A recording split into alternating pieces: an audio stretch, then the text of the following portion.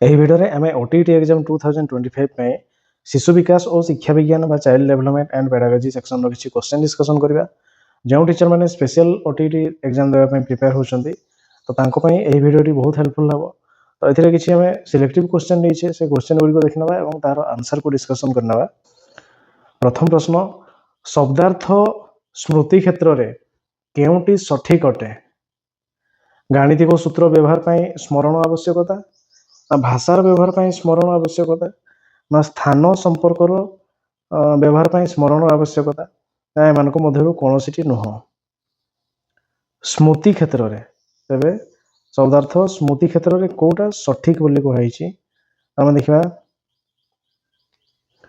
भाषार व्यवहार ପାଇଁ स्मरण शक्तिर आवश्यक भाषा ପାଇଁ नुह, अभ्यास करके आपे ही जाए।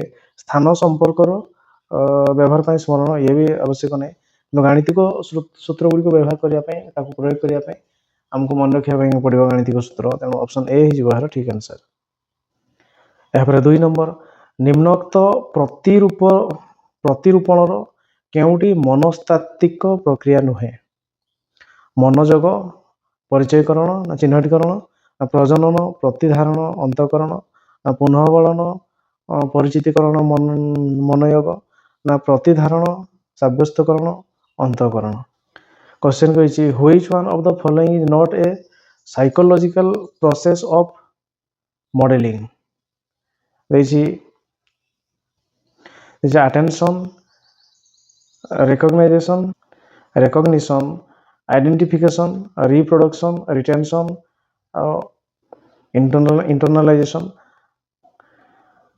reinforcement, recognition, attention, ना retention, verification, internalization। तबे which of the following is not a psychological process of modeling?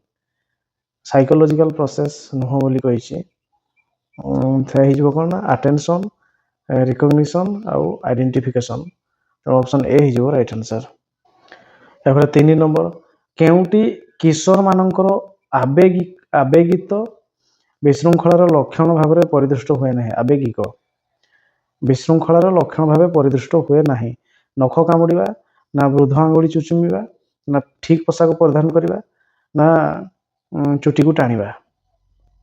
तबे केउटी किशोर मानकर आवेगिक विशृंखलार लक्षण भाव परिदृष्ट हुए ना किशोर मानक क्षेत्र में? तबे विशृंखला नुहे बोली कहैछि। ठीक पोशाक परिधान करबा तो विशृंखला नुह, आउ किंतु नख काटिबा, वृद्धांगुड़ी चुचुमिबा या ता चुटी को टाणिबा एगुडा सब विशृंखला अटे। ऑप्शन सी ही जवार राइट आंसर। एपर 4 नंबर जने संगठनवादी शिक्षकों पई केउटी सठिक नुहे?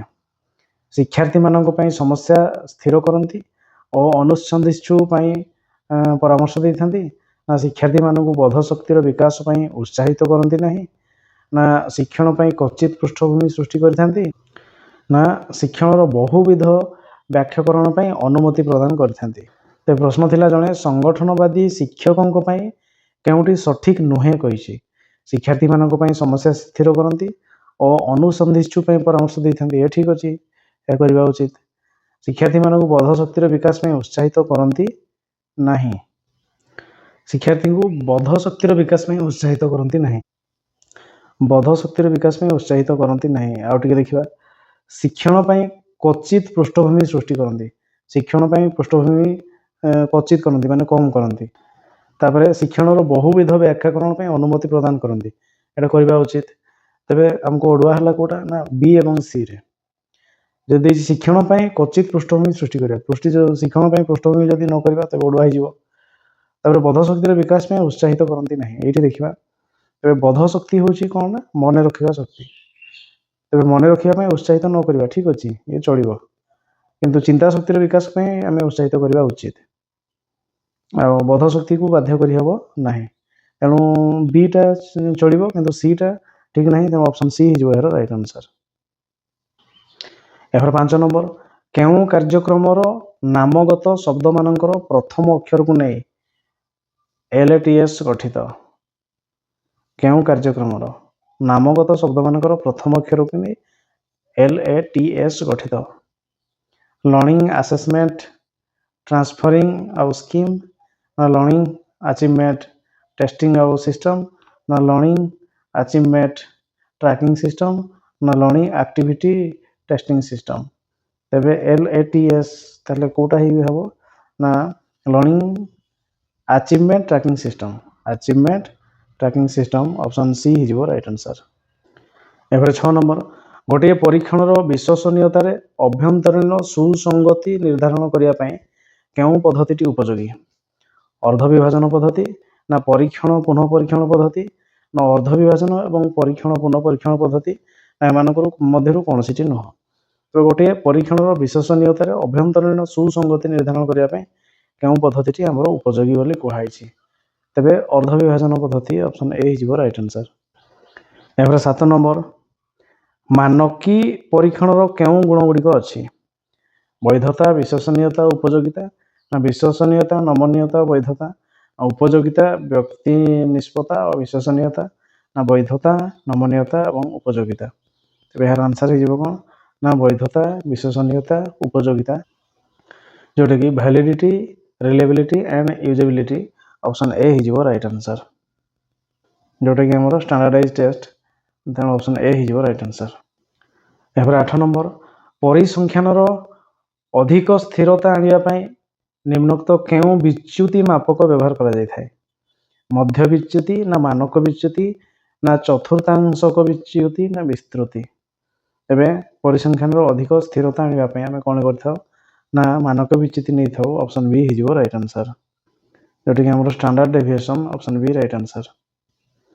एबारे 9 नंबर जेतेबेले कोनोसी निर्दिष्ट संख्या प्रत्येक व्यक्तिगत लब्धांकर जोग करा जाय लब्धांकर जोग करा जाय ताहा ताहार माध्य मूल्य उपरे की प्रकार प्रभाव पकाइबो माध्य मूल्य सही संख्या द्वारा जोग हुए ना माध्य मूल्य रु सही संख्या वियोग करा जाय ना माध्य मूल्य रे सही संख्या गुणन करा जाय ना माध्य मूल्य रे सही संख्या भाग करा जाय तेबे कहैछि कोनोसी निर्दिष्ट संख्या प्रत्येक व्यक्तिगत लब्धांकर जोग करा जाय तेबे हम जेतो स्टैटिस्टिक्स पढिछे माने करंतु x1 x2 x3 एगुडा थिला हमर लब्धांक एवं तांकर माध्यमान थिला माने करो m जदि प्रत्येक रे हमें a मिसेबा एथरे भी a मिसेबा एथरे भी a मिसेबा एथरे भी a मिसेबा तेबे तार माध्यमान रे भी कोन हिजिवो ना m + a हिजिवो ताने माध्यमान सहित जो संख्या हमें मिसै थिले सेही संख्याटी जोग हबो तेणु यार आंसर हिजिवो कोन ना माध्य मूल्य सहित सही संख्या द्वारा जोग हुए ऑप्शन ए हिजिवो राइट आंसर।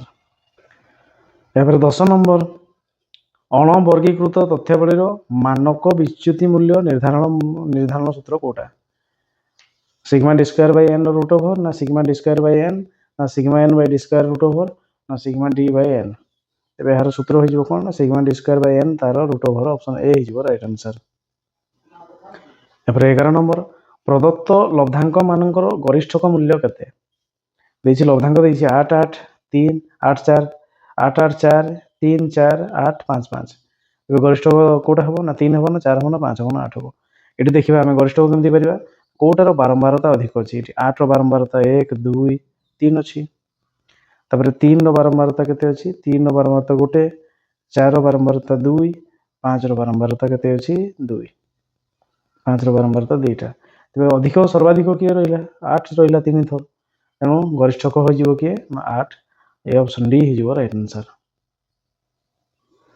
एबारे 12 नंबर केउ उक्तिटी ठीक लब्धांक गुड़िक ऊर्ध्वक्रम बा अधक्रम रे सजाइला परे मध्यमा वितरण ठीक मध्य भाग रे अवस्थापित हुए लब्धांक गुड़िक ऊर्ध्वक्रम बा अधक्रम रे सजाइला परे मध्यमा वितरण ठीक मध्य भाग रे अवस्थापित हुए तापर कहिछि प्राप्त लब्धांक गुड़िकर मूल्य परिवर्तन रे मध्यमा परिवर्तित हुए तापर कहिछि विवरण रे लब्धांक गुड़िक अति बड़ बा अति छोट होइथिले मध्यमा अपेक्षा माध्यमान अति उपयोगी अटे ना अन्यान्य परिसंख्यान मूल्य निरूपण कला बेले मध्यमार व्यवहार करा जाय यार आंसर हिजिवो कोन ना प्राप्त लब्धांक गुड़िकर मूल्य परिवर्तन रे मध्यमा परिवर्तित रहे ऑप्शन बी हिजिवो राइट आंसर।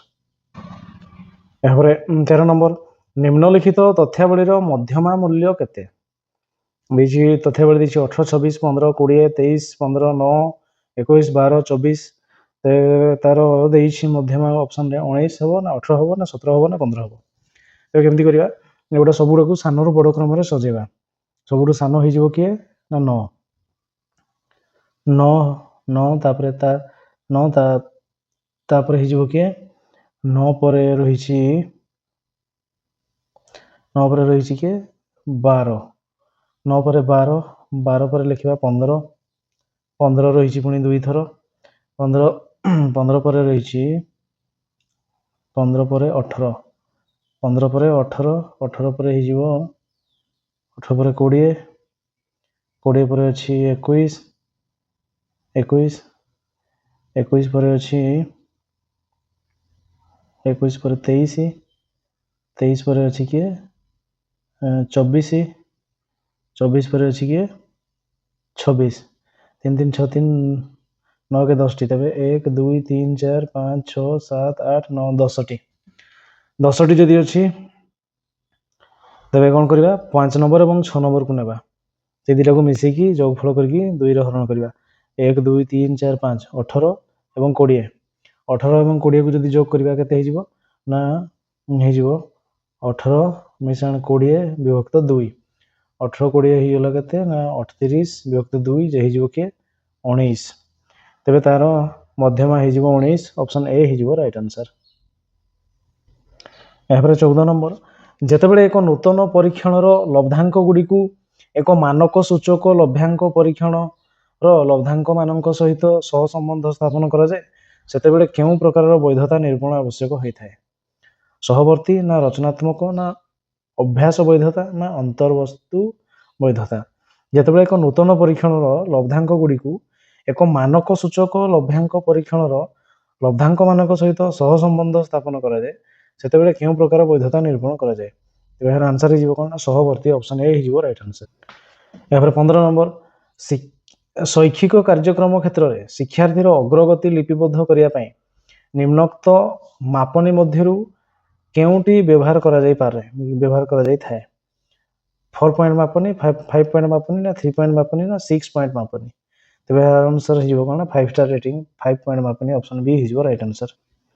यहाँ 16 नंबर निम्नोक्त मध्यरु केउटी लब्धांक गाइड भाव व्यवहार करा जाई परिबो पोर्टफोलियो ना पर्यवेक्षण ना चेकलिस्ट ना रुब्रिक्स तेरे लब्धांक गाइड भाव आम क्या व्यवहार करवा ना रुब्रिक्स को व्यवहार करवा ऑप्शन डी हो राइट आंसर। यहाँ 17 नंबर निम्नोक्त मध्यरु केउटी पाठ्यक्रम संगठनर नीति नुहे सहसंबंध ना कार्य ना कौशल रे साधन ना उपयोगिता तेरे कौटी पाठ्यक्रम संगठनर नीति नुहे बोली कही तो जब देखा पाठ्यक्रम संगठनर नीति नुहे तेज सहसंबंध ना कार्य ना कौशल रे साधन ना उपयोगिता तेज जब आम सबुड़ा को देखा तेज सहसंबंध कार्य उपयोगिता एगुड़ा कौशल रे साधन ये अलग अच्छी तेज ऑप्शन डी ऑप्शन सी हो राइट आंसर। यहाँ 18 नंबर डिस्पेडागोजिया निम्नोक्त मध्य क्या सहित संपर्कित उत्तम शिक्षादान अभाव ना उत्तम परिवेशर अभाव ना शिक्षार्थी उत्तम पाठ्यक्रम अभाव ना एम कौन सी नुह डिस्पेडागोजिया तेज यार आंसर हो कौन ना उत्तम शिक्षादान अभाव ऑप्शन ए हो राइट आंसर। 19 नंबर शब्द सबु भाव और अंतः वक्तृता और भाषा सह जड़ित ए उक्ति कहार भाइगस्की ना पियाजे ना नोभाक ना ग्लासरफ्लेड शब्द सबु भाव और अंतर्वक्तृता और भाषा सह जड़ित तो ये कथा किए कही ना भाइगस्की ऑप्शन ए हो right answer option A Vygotsky option A right answer. यहाँ 20 नंबर निम्नोक्त मध्यरु सृजनशील शिक्षार्थी ठारे केउ गुणटी न थाए जिज्ञासु ना दूरदृष्टि संपन्न ना अंत प्रज्ञात्मक ना विफलतार सम्मुखीन होगापी अनिच्छा प्रकाश करवा तेबे गोटे सृजनशील शिक्षार्थी पाखे कौटा न थाए बोली कही से जिज्ञासु निहाती होइथिबो दूरदृष्टि संपन्न होइथिबो अंत प्रज्ञात्मक भी होइथिबो किंतु विफलतार सम्मुखीन होगापी अनिच्छा प्रकाश करवा गुण ता पाखे एमती किसी नथिबो तो ऑप्शन डी हो राइट आंसर। यहाँ 21 नंबर निम्नोक्त मध्यरु केउटी शिक्षण क्षेत्र में अभिप्रेरणार कार्य नुहे परीक्षा अधिक नंबर रखा ना आचरण को लक्ष्याभिमुखी करवा ना शिशु को शिक्षण सक्रिय करवा ना आचरण को श्रृंखलित करवा तेरे कौटा ଶିକ୍ଷଣ କ୍ଷେତ୍ରରେ ଅଭିପ୍ରେରଣାର କାର୍ଯ୍ୟ ନୁହେଁ ବୋଲି କୁହାଯାଇଛି। ତେବେ ଆମେ ପିଲାକୁ ଅଧିକ ନମ୍ବର ରଖିବା ପାଇଁ ମାନେ କି ମୋଟିଭେଟ୍ କରିବା କି ଅଲଗା ଏଇ ତାଠୁ ଅଧିକ ନମ୍ବର ଶ୍ରେଣୀରେ ଫାଷ୍ଟ ଏମିତି ଆମେ କହିପାରିବା ନାହିଁ। ଆଉ ଆଚରଣକୁ ଲକ୍ଷ୍ୟ ଅଭିମୁଖୀ କରିବା ଏ ଠିକ୍ ଅଛି। ଶିଶୁକୁ ଶିକ୍ଷଣ ପାଇଁ ସକ୍ରିୟ କରିବା ଇଏ ବି ଠିକ୍ ଅଛି। ଆଚରଣକୁ ଶୃଙ୍ଖଳିତ କରିବା ଇଏ ବି ଠିକ୍ ଅଛି। କିନ୍ତୁ ଆମେ ଅଧିକ ନମ୍ବର ତାଠୁ ଅଧିକ ନମ୍ବର ଏମିତି ସେମିତି ମାନେ କଣ୍ଟେଷ୍ଟ କରିବା ଇଏ କରିବା ସେଗୁଡ଼ା କହିପାରିବା ନାହିଁ। ତେଣୁ ଅପସନ୍ ଏ ହେଇଯିବ ରାଇଟ୍ ଆନ୍ସର୍। ଏହାପରେ 22 ନମ୍ବର, କେଉଁ ଶିକ୍ଷଣ ତତ୍ତ୍ୱ ପୂର୍ଣ୍ଣାଙ୍ଗରୁ ଆଂଶିକ ଶିକ୍ଷଣ ନୀତିକୁ ଗୁରୁତ୍ୱ ଦେଇଥାଏ? ଶାସ୍ତ୍ରୀୟ ଅନୁବନ୍ଧନ ନା ଅନ୍ତର୍ଦୃଷ୍ଟି ଶିକ୍ଷଣ ନା କ୍ରିୟାତ୍ମକ ଅନୁବନ୍ଧନ ନା ପ୍ରଯତ୍ନ ପ୍ରମାଦ? ତେବେ କେଉଁ ଶିକ୍ଷଣ ତତ୍ତ୍ୱ ପୂର୍ଣ୍ଣାଙ୍ଗରୁ ଆଂଶିକ ଶିକ୍ଷଣ ନୀତିକୁ ଗୁରୁତ୍ୱ ଦେଇଥାଏ? ପୂର୍ଣ୍ଣାଙ୍ଗରୁ ଆଂଶିକ ହେବା ପାଇଁ। ତେବେ ପୂର୍ଣ୍ଣାଙ୍ଗରୁ ଆଂଶିକ ହେବା ପାଇଁ କିଏ ନା ଅନ୍ତର୍ଦୃଷ୍ଟି ଶିକ୍ଷଣ। ଅପସନ୍ ବି ହେଇଯିବ ରାଇଟ୍ ଆନ୍ସର୍। ଏପରେ 23 ନମ୍ବର, କେଉଁଟି କିଶୋରମାନଙ୍କର ସାମାଜିକ ଆବଶ୍ୟକତା ଅଟେ? କିଶୋରମାନଙ୍କର ଅମ୍ଳଜାନ ନା ଲିଙ୍ଗ ନା କ୍ଷୁଧାର୍ଥ ନା ନିରାପତ୍ତା? ତେବେ କେଉଁଟା ତାଙ୍କ ପାଇଁ ଆବଶ୍ୟକ? ନିରାପତ୍ତା। ନିରାପତ୍ତା ନିହାତି ଦରକାର। ଅପସନ୍ ଡି ହେଇଯିବ ରାଇଟ୍ ଆନ୍ସର୍। ଏପରେ 24 ନମ୍ବର, ନିମ୍ନୋକ୍ତ କେଉଁଟି କିଶୋରମାନଙ୍କର ସମସ୍ୟା ନୁହେଁ କୁହାଯାଇଛି? ଠକେଇବା, ଚୋରି କରିବା, ସ୍କୁଲ ନ ଯାଇ ଲୁଚିବା ନା ସ୍କୁଲ ନ ଯାଇ ଲୁଚିବା, ଅତ୍ୟଧିକ ଦିବା ସ୍ୱପ୍ନ ଦେଖିବା, ଅତ୍ୟଧିକ ଚିନ୍ତାଶୀଳ ହେବା? ଠକେଇବା, ଈର୍ଷା, ଚୋରି କରିବା, ଅତ୍ୟଧିକ ଅଯତ୍ନବାନ, ଠକେଇବା, ଛୋଟ କଥାରେ ନିରାଶ ହେବା? କେଉଁଟା ସମସ୍ୟା ନୁହେଁ କହିଛି? ସମସ୍ୟା ନୁହେଁ। ତେବେ ସମସ୍ୟା ନୁହେଁ ସେମିତି ଯଦି ଦେଖିବା ତେବେ କ'ଣ ଏଗୁଡ଼ା ସବୁ ତ ସମସ୍ୟା। ଏଇଟା ବି ପୁରା ବଡ଼ ସମସ୍ୟା। ଠକେଇବା, ଚୋରି କରିବା, ସ୍କୁଲ ନ ଯାଇ ଲୁଚିବା ସମସ୍ୟା, ଈର୍ଷା କରିବା, ଚୋରି କରିବା ଇଏ ବି ବଡ଼ ସମସ୍ୟା। ଅତ୍ୟଧିକ ଯତ୍ନବାନ ହେବା, ଓକେ, କାଳେ କିଏ କହିଦେବ କି? ତାପରେ ଠକେଇବା, ବେଳେବେଳେ ଠକେଇବା ଚଳିବ, ମିଛ କହିକି ଇଆଡ଼େ ସିଆଡ଼େ ବୁଲିବା। ଛୋଟ କଥାରେ ନିରାଶ ହେବା, ହଁ ସେମିତି ହୁଏ। ଯଦି ଜିରୋରେ ଜଣେ ଆଉଟ୍ ହେଲା କାଳେ କିଏ କହିବ, ବେଳେ ସେମିତି ଥାଏ। ତେଣୁ ଅପସନ୍ ଡି ଏଇ ତିନୋଟି ଠାରୁ ଟିକେ ଚଳିବ। ତେଣୁ ଅପସନ୍ ଡି ହେଇଯିବ ଏହାର ରାଇଟ୍ ଆନ୍ସର୍। 25, ଚୋରି କରିବା ଏକ ମନ୍ଦ କାର୍ଯ୍ୟ ବୋଲି ବିବେଚନା କରାଯାଇଥାଏ କାରଣ ଏହା ସମାଜ ଦ୍ୱାରା ମନ୍ଦ ବୋଲି ବିବେଚନା କରାଯାଇଥାଏ। ଏହା ନିମ୍ନ ପ୍ରଦତ୍ତ କେଉଁ ନୈତିକ ସ୍ତରକୁ ବୁଝାଏ? ପ୍ରାକ୍ ନୈତିକ ନା ପାରମ୍ପରିକ ନୈତିକ ନା ସ୍ୱନୈତିକ ନା ସବୁଗୁଡ଼ା? ତେବେ କହିଛି ଚୋରି କରିବା ଏକ ମନ୍ଦ କାର୍ଯ୍ୟ, ଏଇଟା ତାହେଲେ କି ପାରମ୍ପରିକ ନୈତିକ। ତେଣୁ ଅପସନ୍ ବି ହେଇଯିବ ରାଇଟ୍ ଆନ୍ସର୍। 26 ନମ୍ବର, ବ୍ୟକ୍ତି ବସ୍ତୁ ନିର୍ବାହ କରୁଥିବା କାର୍ଯ୍ୟକୁ କ'ଣ ବୋଲି କୁହାଯାଏ? ଅନ୍ତଃରଚନା ନା ଆତ୍ମୀକରଣ ନା ଉପଯୋଜନ ନା ସନ୍ତୁଳନ? ବସ୍ତୁ ନିର୍ବାହ କରୁଥିବା କାର୍ଯ୍ୟକୁ ତେବେ ଆମେ କ'ଣ କହିପାରିବା ନା ତାହାକୁ କହିପାରିବା ଅନ୍ତଃରଚନା। ଅପସନ୍ ଏ ହେଇଯିବ ରାଇଟ୍ ଆନ୍ସର୍। ଏପରେ 27, ଜଣେ ବ୍ୟକ୍ତିର ଦୁଇ ବା ତତୋଧିକ ଦକ୍ଷତା ମଧ୍ୟରେ ଥିବା ପାର୍ଥକ୍ୟତା କ'ଣ ଭାବରେ ପରିଚିତ ଅଟେ? ଅନ୍ତଃ ବ୍ୟକ୍ତିଗତ ପାର୍ଥକ୍ୟତା ନା ଅଭ୍ୟନ୍ତରୀଣ ବ୍ୟକ୍ତିଗତ ପାର୍ଥକ୍ୟତା ନା ବହୁବିଧ ପରିସର ଭିତ୍ତିକ ବ୍ୟକ୍ତିଗତ ପାର୍ଥକ୍ୟତା ନା ଏମାନଙ୍କ ମଧ୍ୟରୁ କୌଣସିଟି ନୁହଁ? ତେବେ ଜଣେ ବ୍ୟକ୍ତିର ଦୁଇ ବା ତତୋଧିକ ଦକ୍ଷତା ମଧ୍ୟରେ ଥିବା ପାର୍ଥକ୍ୟତା କ'ଣ ଭାବରେ ପରିଚିତ ଅଟେ? ଦୁଇ ବା ତତୋଧିକ ଦକ୍ଷତା ମଧ୍ୟରେ ଥିବା ପାର୍ଥକ୍ୟ କ'ଣ? ତାହାକୁ କ'ଣ କହିପାରିବା? ତାହାକୁ ଆମେ କହିପାରିବା ଅଭ୍ୟନ୍ତରୀଣ ବ୍ୟକ୍ତିଗତ ପାର୍ଥକ୍ୟତା। ତେଣୁ ଅପସନ୍ ବି ହେଇଯିବ ଏହାର ରାଇଟ୍ ଆନ୍ସର୍। ଏହାପରେ 28 ନମ୍ବର, ସୃଜନଶୀଳ ଶିକ୍ଷାର୍ଥୀଙ୍କ ଠାରେ କେଉଁ ଗୁଣ ଦେଖାଯାଏ? ବହୁମୁଖୀ ଚିନ୍ତନ ନା ମୌଳିକତା ନା ସ୍ୱାଧୀନ ଚିନ୍ତନ ନା ସବୁଗୁଡ଼ା? ସୃଜନଶୀଳ ଶିକ୍ଷାର୍ଥୀଙ୍କ ଠାରେ କେଉଁ ଗୁଣ ଦେଖାଯାଏ? କେଉଁ ଗୁଣ ଦେଖାଯାଏ କୁହାଯାଇଛି? ଯଦି ଆମେ ଦେଖିବା କେଉଁ ଗୁଣ, ବହୁମୁଖୀ ଚିନ୍ତା ସେ କରେ, ଠିକ୍ ଅଛି, ମୌଳିକତା ବି ଠିକ୍ ଅଛି, ସ୍ୱାଧୀନ ଚିନ୍ତା ବି କରେ। ତେଣୁ ସବୁଗୁଡ଼ା ହେବ। ଅପସନ୍ ଡି ହେଇଯିବ ରାଇଟ୍ ଆନ୍ସର୍। ଏହାପରେ 29, ପିଆଜେଙ୍କ ମତ ଅନୁସାରେ ନିମ୍ନୋକ୍ତ ମଧ୍ୟରୁ କେଉଁ ପର୍ଯ୍ୟାୟଟି ସ୍ଥୂଳ ସଂକାର୍ଯ୍ୟ ପର୍ଯ୍ୟାୟ ଅଟେ? ଶୈଶବ ନା ବାଲ୍ୟାବସ୍ଥା ନା ପରବର୍ତ୍ତୀ ବାଲ୍ୟାବସ୍ଥା ନା କୈଶୋର ଅବସ୍ଥା? ପିଆଜେଙ୍କ ମତ ଅନୁସାରେ କେଉଁଟା ତାହେଲେ ସ୍ଥୂଳ ସଂକାର୍ଯ୍ୟ ପର୍ଯ୍ୟାୟ। ତେବେ ଏହାର ଆନ୍ସର୍ ହେଇଯିବ କ'ଣ ନା ପରବର୍ତ୍ତୀ ବାଲ୍ୟାବସ୍ଥାଟା ସ୍ଥୂଳ ସଂକାର୍ଯ୍ୟ କହିବା। ତେଣୁ ଅପସନ୍ ସି ହେଇଯିବ ରାଇଟ୍ ଆନ୍ସର୍। 30 ନମ୍ବର, ଶିକ୍ଷଣ ସାଧାରଣତଃ ଯେକୌଣସି ଆଚରଣଗତ ପରିବର୍ତ୍ତନକୁ ବୁଝାଏ ଯାହା କେଉଁ ଘଟଣା ଯୋଗୁଁ ଘଟିଥାଏ? ଯେକୌଣସି ଆଚରଣଗତ ପରିବର୍ତ୍ତନକୁ ବୁଝାଏ ଯାହା କେଉଁ ଘଟଣା ଯୋଗୁଁ ଘଟିଥାଏ? ପରିପକ୍ୱତା ନା ଅନୁଭୂତି ନା ବୃଦ୍ଧି ନା ବିକାଶ? ଯେକୌଣସି ଆଚରଣଗତ ପରିବର୍ତ୍ତନକୁ ବୁଝାଏ ଯାହା କେଉଁ ଘଟଣା ଯୋଗୁଁ ଘଟିଥାଏ? ତେବେ ଏହାର ଆନ୍ସର୍ ହେଇଯିବ କ'ଣ ନା ଅନୁଭୂତି। ଯେକୌଣସି ଆଚରଣଗତ ପରିବର୍ତ୍ତନ, ଏଇଟା ଅନୁଭୂତି ହେବ। ଅପସନ୍ ବି ହେଇଯିବ ରାଇଟ୍ ଆନ୍ସର୍। प्रथम क्वेश्चन होउची केउटी शब्दटीर शुद्ध रूप निरोध देइछि ए निरोध रो शुद्ध रूप कोन तबे निरोधर शुद्ध रूप हि जीवो कोन ना ए ऑप्शन ए रे अछि निरोध ए हि जीवो तार शुद्ध रूप ऑप्शन ए हि जीवो राइट आंसर। एपर 32 नंबर गरियान शब्दर प्रकृति प्रत्यय कोन हबो गुरु युक्त यान ना गुरु युक्त यस ना गुरु युक्त यान गिरि युक्त यान ना गरिय युक्त आन तबे गरियान एहर आंसर हि जीवो कोन गुरु युक्त यान ऑप्शन ए हि जीवो राइट आंसर। एपर 33 नंबर प्रतिकूल शब्द रे केउ अर्थ रे प्रति उपसर्ग व्यवहृत विपरीत ना समीप ना सादृश्य ना समान प्रतिकूल जो कुहाइछि सेटा कोठी हि जीवो प्रतिकूल तबे प्रतिकूल हि जीवो ए जो प्रति उपसर्ग व्यवहृत से केउ अर्थ रे ना समीप अर्थ रे ऑप्शन बी हि जीवो राइट आंसर।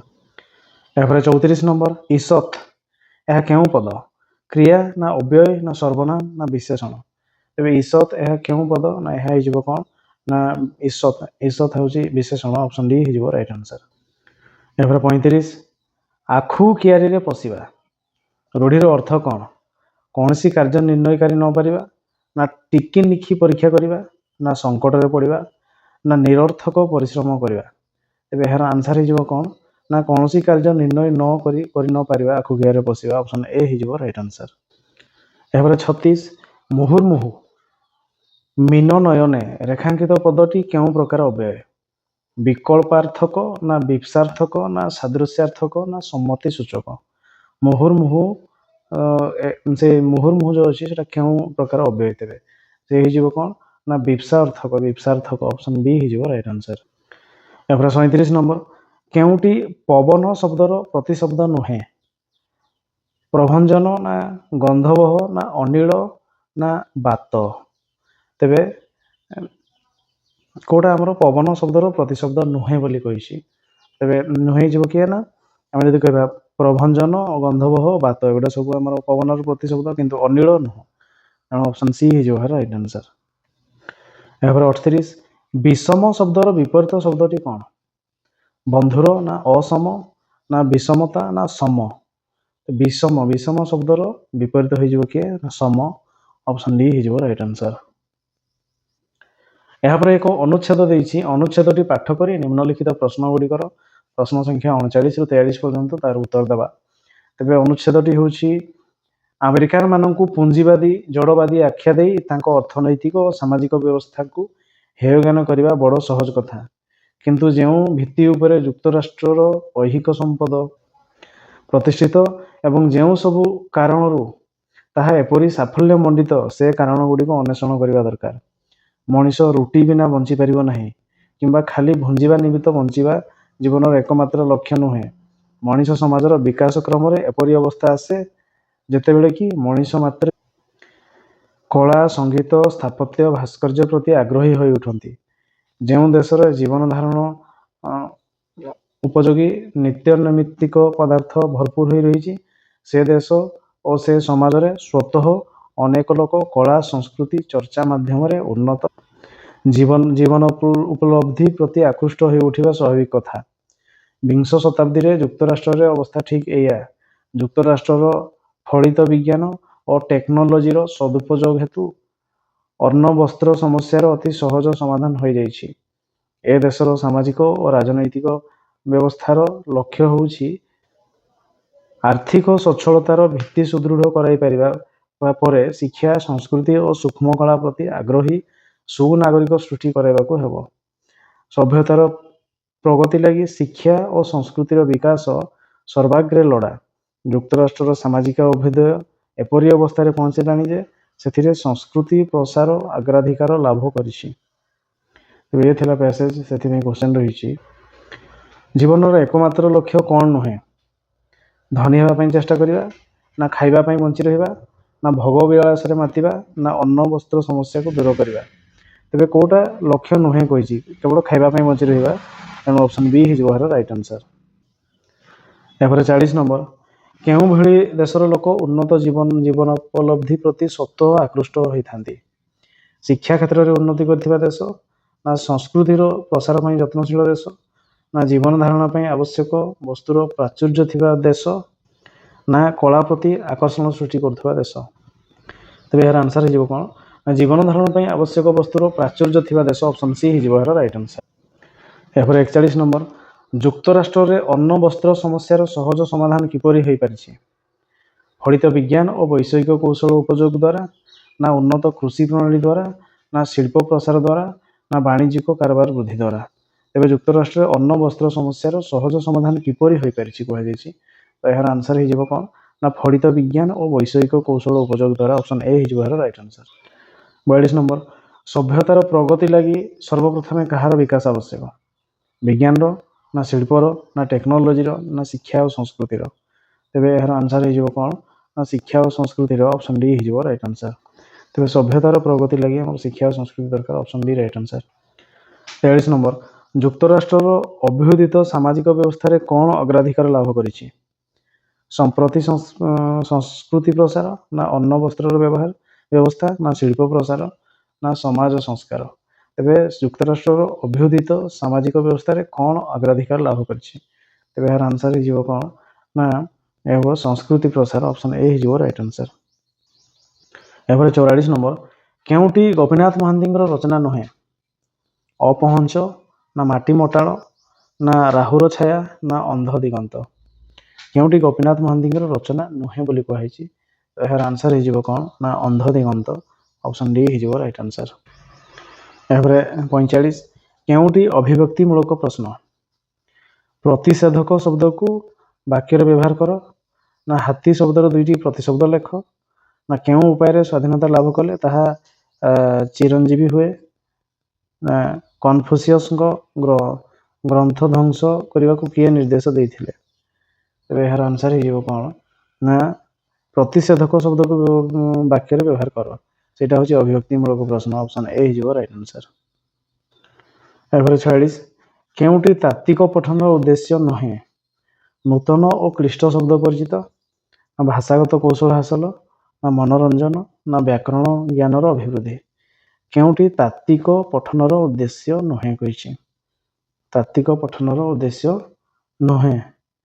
ତେବେ ନୂତନ କ୍ଲିଷ୍ଟ ଶବ୍ଦ ସହ ପରିଚିତ, ଭାଷାଗତ କୌଶଳ ହାସଲ, ବ୍ୟାକରଣ ଏଗୁଡ଼ା ସବୁ ଶିକ୍ଷା ସମ୍ବନ୍ଧିତ, ମନୋରଞ୍ଜନ ନୁହେଁ। ତେଣୁ ଅପସନ୍ ସି ହେଇଯିବ ଏହାର ରାଇଟ୍ ଆନ୍ସର।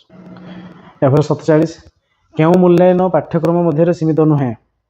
ଗଠନମୂଳକ ମୂଲ୍ୟାୟନ, ନା ଉପଲବ୍ଧି ପରୀକ୍ଷଣ, ନା ପ୍ରବୀଣତା ପରୀକ୍ଷଣ, ନା ଏକକ ପରୀକ୍ଷଣ। ତେବେ ଗୋଟେ ପାଠ୍ୟକ୍ରମ ମଧ୍ୟରେ ସୀମିତ ନୁହେଁ। ସୀମିତ ନୁହେଁ ଆମେ ଆଉଟର ୱାର୍ଲଡରେ ବି ତାକୁ କରିପାରିବା। ପ୍ରବୀଣତା ପରୀକ୍ଷଣ। ଅପସନ୍ ସି ହେଇଯିବ ରାଇଟ୍ ଆନ୍ସର। ଏହାପରେ 48 ନମ୍ବର ବ୍ୟାକରଣ ଶିକ୍ଷାଦାନ ପାଇଁ କେଉଁ ପ୍ରଣାଳୀଟି ଅଧିକ ଉପଯୋଗୀ? ଅବରୋହ ପ୍ରଣାଳୀ, ନା ଆରୋହ ପ୍ରଣାଳୀ, ନା ପାଠ୍ୟପୁସ୍ତକ ପ୍ରଣାଳୀ, ନା ମୁଖସ୍ଥ ପ୍ରଣାଳୀ। ବ୍ୟାକରଣ ଆମେ ଶିଖେଇବା, ସେଥିପାଇଁ କ'ଣ କରିବା ନା ଆରୋହ ପଦ୍ଧତି ଆମେ ଶିଖେଇବା। ଆରୋହ ପଦ୍ଧତି। ଅପସନ୍ ବି ହେଇଯିବ ରାଇଟ୍ ଆନ୍ସର। ଏହାପରେ 49 ନମ୍ବର ବିଭିନ୍ନ ବୟସର ଶିକ୍ଷାର୍ଥୀମାନଙ୍କ ପାଇଁ ମାତୃଭାଷା ଶିକ୍ଷାର ଲକ୍ଷ୍ୟ ଓ ଉଦ୍ଦେଶ୍ୟ ସ୍ଥିର କଲାବେଳେ କାହା ଉପରେ ଗୁରୁତ୍ୱ ଦେବାକୁ ପଡ଼ିନଥାଏ? ବିଭିନ୍ନ ବୟସର ଶିକ୍ଷାର୍ଥୀମାନଙ୍କ ପାଇଁ ମାତୃଭାଷା ଶିକ୍ଷାର ଲକ୍ଷ୍ୟ ଓ ଉଦ୍ଦେଶ୍ୟ ସ୍ଥିର କଲାବେଳେ କାହା ଉପରେ ଗୁରୁତ୍ୱ ଦେବାକୁ ପଡ଼ିନଥାଏ? ରୁଚି, ନା ପସନ୍ଦ, ନା ଅପସନ୍ଦ, ନା ଆର୍ଥିକ ସ୍ଥିତି। ତେବେ ଏହାର ଆନ୍ସର ହେଇଯିବ କ'ଣ ଆର୍ଥିକ ସ୍ଥିତି ଦରକାର ନାହିଁ। ଆମେ ଦେଖିବା ଖାଲି ରୁଚି, ପସନ୍ଦ ଆଉ ଅପସନ୍ଦ କ'ଣ। ଆର୍ଥିକ ସ୍ଥିତି ଉପରେ ଗୁରୁତ୍ୱ ଦେବା ଆବଶ୍ୟକ ନୁହେଁ। ଅପସନ୍ ଡି ହେଇଯିବ ରାଇଟ୍ ଆନ୍ସର। ଏହାପରେ 50 ନମ୍ବର ସ୍ୱାର୍ଥ ସାଧନ ପରେ ଆଗ୍ରହ କମିଯିବା ଅର୍ଥ ପ୍ରକାଶ କରୁଥିବା ଲୋକବାଣୀଟି କ'ଣ? ଚକେ ଗଲେ 12 ହାତ, ନା ଅତିଭକ୍ତି ଚରର ଲକ୍ଷଣ, ନା ବାହା ସରିଲେ ବେଦି ମୁହାଁ ପଡ଼ା, ନା ପାଗ ବାନ୍ଧୁ ବାନ୍ଧୁ କଚେରୀ ବରଖାସ୍ତ। ତେବେ ସ୍ୱାର୍ଥ ହାସଲ ପରେ ଆଗ୍ରହ କମିଯିବା ଏହାର ମାନେ ହେଉଛି କ'ଣ ନା ବାହା ସରିଗଲେ ବେଦି ମୁହଁ ପଡ଼ା। ବେଦି କିଏ ପଚାରେ। ଅପସନ୍ ସି ହେଇଯିବ ରାଇଟ୍ ଆନ୍ସର। ଏହାପରେ 51 ନମ୍ବର କେଉଁ ପଦ୍ଧତିଟି ପଠନ ଶିକ୍ଷାଦାନ ପାଇଁ ଉପଯୁକ୍ତ ବିବେଚିତ ହୁଏ ନାହିଁ? ବର୍ଣ୍ଣନାନୁକ୍ରମିକ ପଦ୍ଧତି, ନା ଶବ୍ଦ କ୍ରମିକ ପଦ୍ଧତି, ନା ବାକ୍ୟ ପଠନ ପ୍ରଣାଳୀ, ନା ଗଳ୍ପ ପଠନ ପ୍ରଣାଳୀ। କେଉଁ ପଦ୍ଧତିଟି ପଠନ ଶିକ୍ଷାଦାନ ପାଇଁ ଉପଯୁକ୍ତ ବିବେଚିତ ହୁଏ ନାହିଁ ବୋଲି କୁହାଯାଇଛି? ଏହାର ଆନ୍ସର ହେଇଯିବ କ'ଣ ନା ବର୍ଣ୍ଣାନୁକ୍ରମିକ ପଦ୍ଧତି। ଅପସନ୍ ଏ ହେଇଯିବ ରାଇଟ୍ ଆନ୍ସର। ଏହାପରେ 52 ନମ୍ବର କେଉଁଟି କବିତା ଶିକ୍ଷାଦାନର ଉଦ୍ଦେଶ୍ୟ ନୁହେଁ? ସୌନ୍ଦର୍ଯ୍ୟବୋଧର ବିକାଶ, ନା ଯୁକ୍ତି ଶକ୍ତିର ଅଭିବୃଦ୍ଧି, ନା ଆନନ୍ଦ ପ୍ରାପ୍ତି, ନା କଳ୍ପନା ଶକ୍ତିର ବିକାଶ। ଗୋଟା ନୁହେଁ ବୋଲି କହିଛି। କବିତା ଶିକ୍ଷଣରେ ଆମେ ଯୁକ୍ତି କରିପାରିବା ନାହିଁ। ଯୁକ୍ତି ଶକ୍ତି ଆଉ କୋଉଠୁ ଆସିବ? ସୌନ୍ଦର୍ଯ୍ୟବୋଧ ଠିକ୍ ଆସିବ, ଆନନ୍ଦ ପ୍ରାପ୍ତି, କଳ୍ପନା ଶକ୍ତି ଠିକ୍ ଅଛି, ଯୁକ୍ତି ଶକ୍ତି ନୁହଁ। ତେଣୁ ଅପସନ୍ ବି ହେଇଯିବ ଏହାର ରାଇଟ୍ ଆନ୍ସର। एवरे 53 नंबर केउं उपायटी बन्ना सुधी निराकरण ପାଇଁ ଉପयोगी ନୁହେଁ। बन्ना सुधी सरल रचना लिखन ना दृष्ट लिखन ना बनान खेल ना अभिधान व्यवहार तेरे कोटा ପାଇଁ ଆମେ बन्ना सुधी माने से तार शब्द लिखला बेले भूल करूची सेगुडाको ठीक करिया ପାଇଁ ଆମେ कोटा उपयोग करि परिबा माने कोटा उपयोग दरकार हमर सेटा हमर बेसी काम रे आसीबो नाही। जदि हम देखिबा दृष्ट लिखन देखि देखि लिखिबो बनान खेल करिवो अभिधान व्यवहार करिवो तेले हमर बनान सुधी हे परिवो किंतु रचना जदि लिखिबो तार चिंता शैली लिखन शैली ओरा बढ़िबो किंतु बन्ना सुधी ପାଇଁ सेटा নহয় तेणु ऑप्शन ए हे जिवो राइट आंसर। एवरे 54 नंबर लिखित मूल्यांकन धारा छात्र छात्रींकर केउं दक्षतार परिमापक नुहे। बोध शक्ति ना चिंता शक्ति ना जुक्ति शक्ति ना भाव विनिमय दक्षता। लिखित मूल्यांकन धारा छात्र छात्री मानकर केउं दक्षतार परिमापक नुहे बोली कहिछि। लिखित मूल्यांकन धारा तेबे एहर आंसर हे जिवो कोन ना भाव विनिमय दक्षता ऑप्शन जो गोटे नुहे बोली कहिछि। लिखित मूल्यांकन धारा बोध शक्ति हेबो चिंता शक्ति हेबो जुक्ति शक्ति हेबो किंतु भाव विनिमय दक्षता नुहे लिखिबा जो तेणु ऑप्शन डी हे जिवो राइट आंसर। एवरे 55 बहुभाषी समस्या दूर करिया ପାଇଁ केउंटी उपयोगी नुहे। शिक्षार्थी घरर भाषा उपरे गुरुत्व ना आंचलिकता उपरे गुरुत्व ना ओडिया लिपि रे शिक्षार्थी घरर भाषार लिखन शिक्षा ना ओडिया भाषार शिक्षादान। तेबे बहुभाषी समस्या दूर करिया ପାଇଁ कोउटा उपयोगी नुहे बोली कहिछि। बहुभाषी ପାଇଁ आमे कोन करबा ना जदि अछि शिक्षार्थी घरर भाषा उपरे गुरुत्व ठीक अछि दबा आंचलिकता गुरुत्व दबा ठीक अछि ओडिया लिपि रे शिक्षार्थी घरर भाषा लिखन ठीक अछि ओडिया भाषार शिक्षादान नुहे तांको भाषार शिक्षादान दबा तांको भाषा भाषी शिक्षक नियुक्त करी तेणु ऑप्शन डी हे जिवो राइट आंसर। यापर गोटे कविता देछि निम्न प्रदत्त कवितांशटी पाठ करी तळे दिया जाइथिबा प्रश्न 56 रु 60 रु गुडिकर उत्तर दबा। विरही पक्षर वार्ता बक्ष परे आंकी रखी घन आसी छखी बक्ष तब साउलाई भूधर गगन जीव से आलोका पुरे कांदे जही बक्ष बिरही गाले हाथ भाले स्वेद बुके तिक्त बिलापरागिणी कर्पूर चंदन बड़े जाऊनी ता वेदना अमाप तुमर शिकर घन मुंचिकी हे पारिब से ताप एते दिन थिले काहीं सिंधु परे केउं सागरिका मेलिला कि बेला तट शैले बने प्रीति मरीचिका से दूर बेलार घन ताहा संगे खेली लुचकाड़ी कटाइल पंच ऋतु सिक्त करी स्वर्ण सिंधु बाली देलानी कि प्रतिदान घन तब मधु सहागर मेलाणी कि नहीं तेणु फेरी अछ कप जर जर। तेरे पद्य ପାଇଁ କିଛି क्वेश्चन रही देखा घनर बक्ष पर्वत और आकाश को कौन कही आघात करिछि। घनर बक्ष पर्वत और आकाश को कौन कही आघात करिछि ना जलदान करिछि ना जक्षर वार्ता प्रदान करिछि ना कमल स्पर्श देइछि। तेबे घनर पक्ष पर्वत और आकाश को कौन कही बोली कही तो यार आंसर हो कौन ना जक्षर वार्ता प्रदान करिछि ऑप्शन सी हो राइट आंसर। यापर 57 मुंचिकी हे पारिबो से ताप एठारे केउं ताप कथा कह जाइछि विरह ना ग्रीष्म ना सूर्य ना अग्नि तेबे यार आंसर हो कौन ना विरह ताप कथा कह जाइछि ऑप्शन ए हो राइट आंसर। यापर 58 विरहिणी वेदना दूर करिया पई की उपचार करे औषध सेवन करे ना कर्पूर चंदनर बल लगाए ना गालरे हाथ दे बसे ना बेड़ाप करे। विरहिणी वेदना दूर करिया पई की उपचार करे तेरे यार आंसर हो कौन ना से कर्पूर चंदनर बल लगाए ऑप्शन बी हो राइट आंसर। यापर 59 नंबर कहा प्रीति रे घन पंच ऋतु अटकी रही सागरर ना बेलाभूमिर ना सागर कन्यार ना शैल और बनर तेरे यार आंसर हो कौन ना यह हो कौन ना बेलाभूमिर ऑप्शन बी हो राइट आंसर। यापर 60 नंबर केउं कारणरू घन क्रोध जर्जरित हो फेरी आसी प्रेमर प्रतिदान न पाइबारु ना धरणीर दुख देखी ना ग्रीष्मर तापनाश ना पृथ्वी को शस्य श्यामला करने तेबे यार आंसर हो कौन ना प्रेमर प्रतिदान न पाइबारु क्रोध जर्जरित हो फेरी आसी ऑप्शन ए हो राइट आंसर। प्रथम रही गोटे पैसेज से सूचना रही read the passage given below and answer the question number 61 to 65 that follow choosing the correct alternative given। तो देइछि passage science is a systematic study of the materials and the phenomena of the natural world। There are several branches of science। The science of chemistry deals with the compositions of materials and the changes that can take place in them। Chemistry had its beginnings in very olden times in studying the great river valley civilization। uh, Scholars have found evidence to show that the process of chemistry were known to the people in olden times। The ancient Egyptians, Hindus, and Chinese were interested in the preparations of medicines and perfumes, and in metal work and pottery। These activities required the application of their knowledge of chemistry। Chemistry during the Ages was not a pursuit of knowledge for its own sake. Its aims were more practical। There was a belief among the people that base materials like land and copper could be converted into the noble metal gold। The philosopher's stone was supposed to have the power of being about these changes।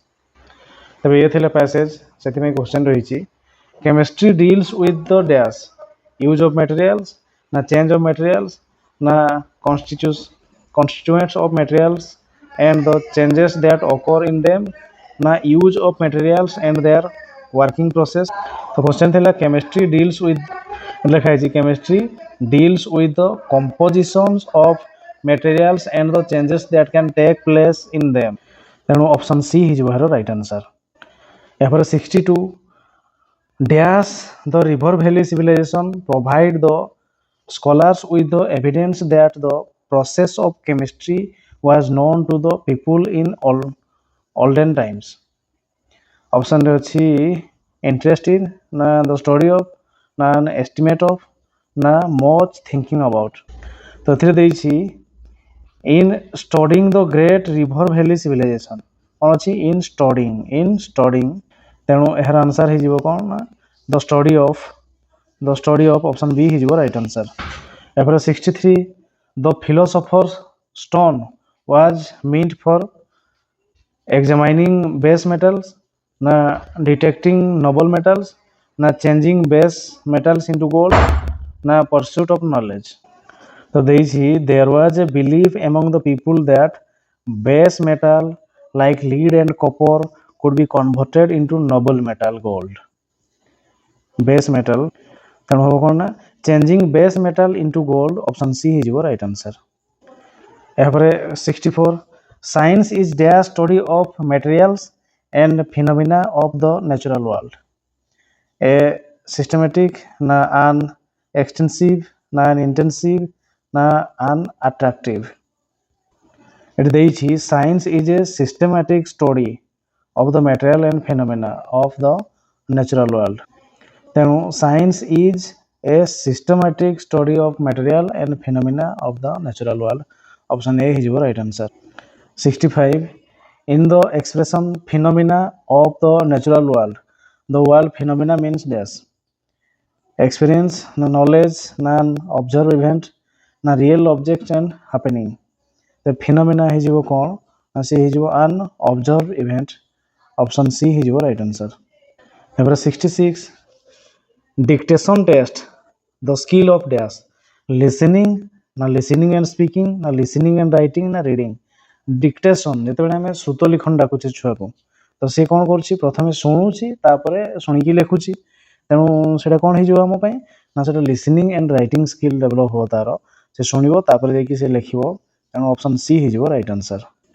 यहाँ question 67 using the target language without the help of mother tongue is dash using the target language without the help of mother tongue is dash direct method of teaching ना translation method ना structural method of teaching ना bilingual method तो यार answer हो कौन ना कही using the target language without the help of mother tongue with using the direct आम धर इंग्राजी पढ़ाऊे मैंने इंग्लीश पढ़ाऊे स्कूल आम गोटे पढ़ा समय किसी वार्ड आसो जोगुड़ा आम ओडिया कहवाई पड़ो धर आम ओडिया न कहवा आ विभिन्न एग्जांपल माध्यम ही बुझेबा से वार्ड को आउ से जनइबा से इंग्राजी इंग्लीश ही तो सेटा आम कौन कहवा से आम डायरेक्ट मेथड कहवा सेठी आउ ट्रांसलेशन आसो नहीं कि स्ट्रक्चरल मेथड आसो नहीं कि बाइलिंगुअल माने दुईटा लैंग्वेज यूज हो नहीं सेटा direct method of teaching option A हो राइट आंसर 68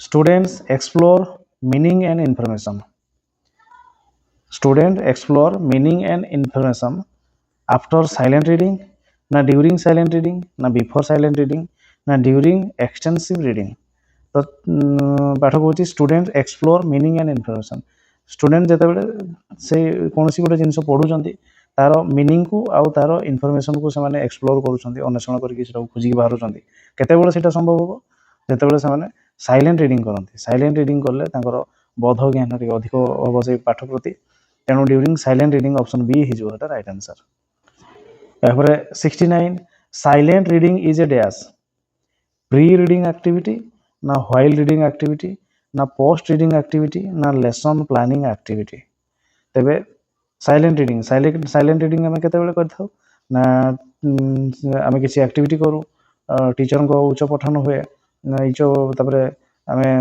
तापर से पीरियड मध्य ही साइलेंट रीडिंग करूँ तापर पुणी विभिन्न एक्टिविटी करूँ तामाने कौन हम सेटा व्हाइल रीडिंग एक्टिविटी सेटा हम while reading activity option B हो राइट आंसर यहाँ 70 in order to write more creatively one should dash in order to write more creatively one should listen to people na read good books na keep on writing na speak to many people देखो in order to write more creatively आम धर गोटे पिला को कहवा जे किसी प्रबंध लिखु कि कविता लिखु जहाँ भी किसी लिखु से केमती लिखिपर तार लेखाटा केमती उन्नत हम लिसन टू पीपुल लोक मान अधिक शुणव जदि सी तार लेखा अधिक सुंदर हो पार ना रीड गुड बुक्स ना कीप ऑन राइटिंग अधिक लेखु लेखु ही आपे हम ना स्पीक टू मेनी पीपुल अधिक लोक सहित कथा हम तो हेबनी लिसन टू पीपुल लोक मान शुणिकी से विभिन्न ज्ञान पाइब किंतु से लोक गुड़ा से ज्ञानी होता दरकार जाकि ज्ञान आहरण कर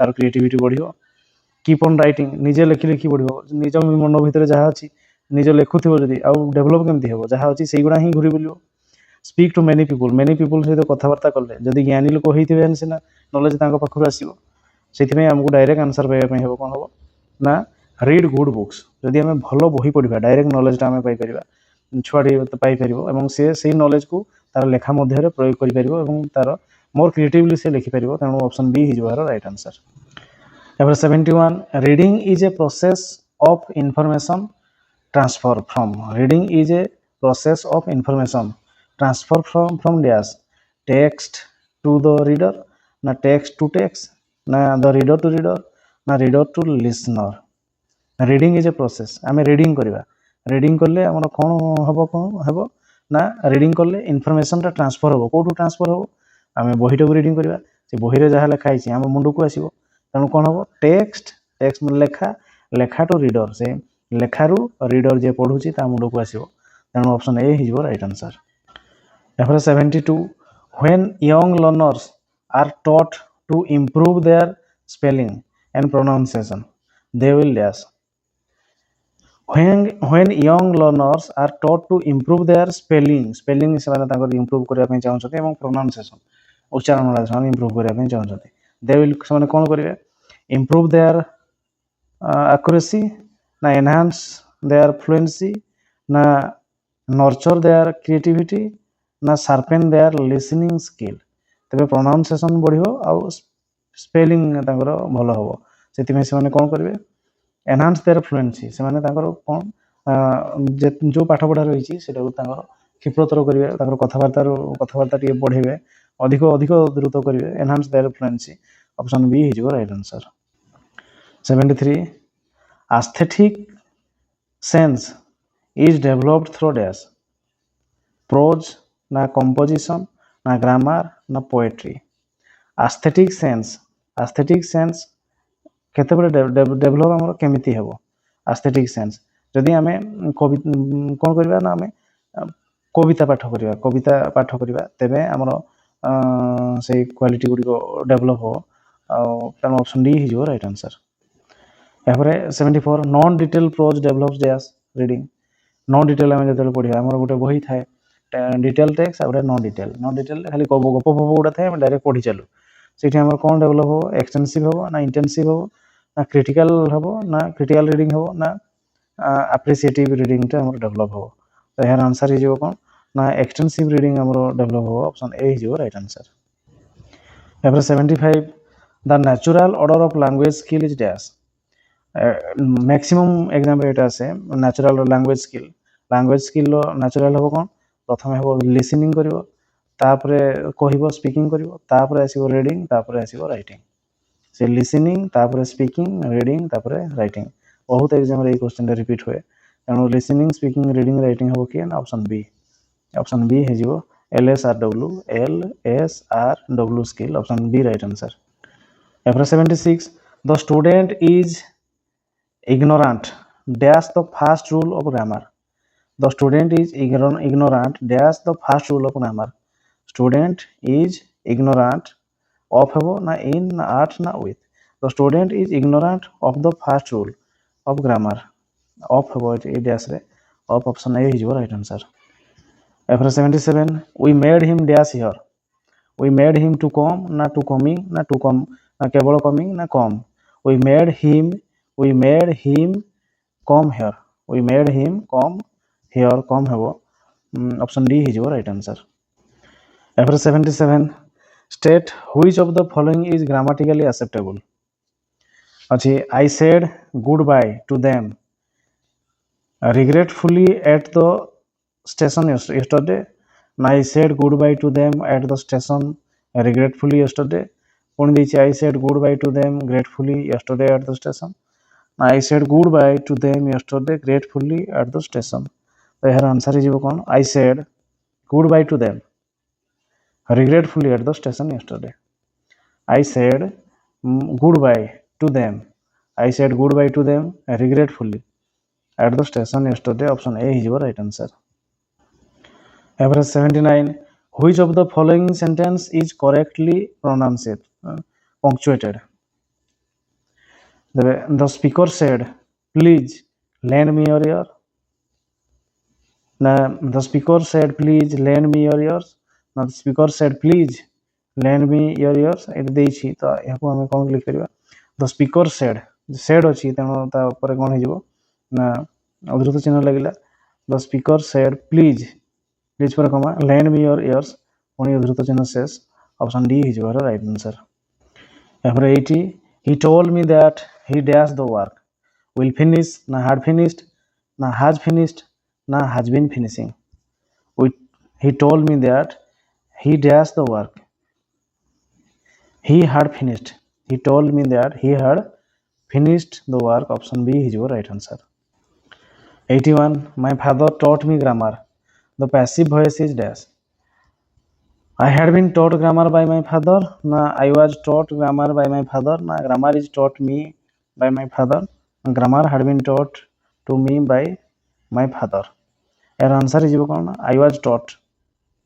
I was taught grammar by my father option B is your right answer जेहेतु past tense अछि my father taught तेणु was लगे दबा I was taught grammar by my father ever 82 Ramo said to Gopal I visited that place 3 months ago the above sentence can be reported as reported speech रे करबा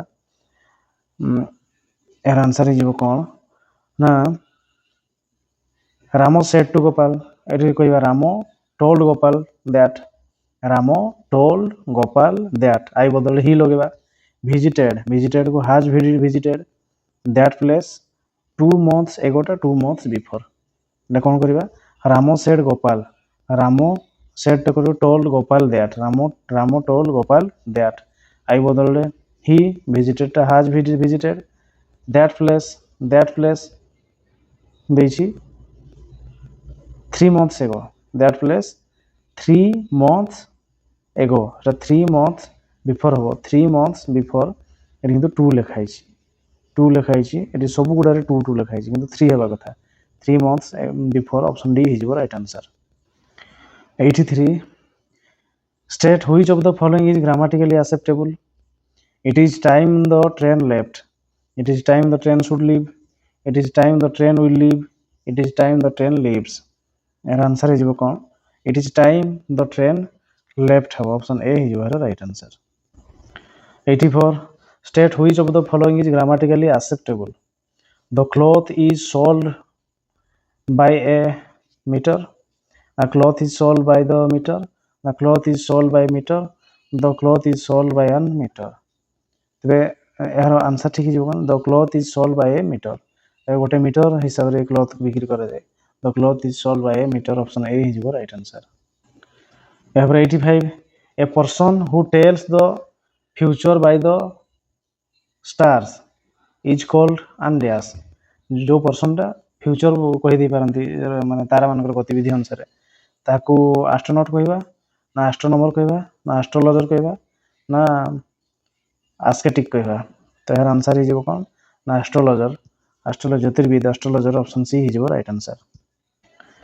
एहापरे read the poem given below carefully and answer the question number 86 to 90 that follow choosing the correct alternatives given ଦେଇଛି poem ଦେଇଛି ତେବେ happy the man whose wise and care a few paternal acres bound content to breathe his native air in his own ground whose hordes with milk whose fields with bread whose flocks supply him with attire whose trees is summer yield him shade in winter fire blessed who can unconcernedly find hours days and years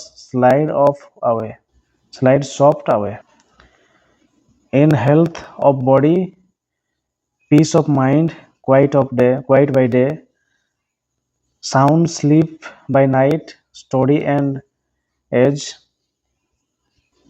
together mix sweet recreation and innocence which most does please with meditation thus let me live unseen unknown thus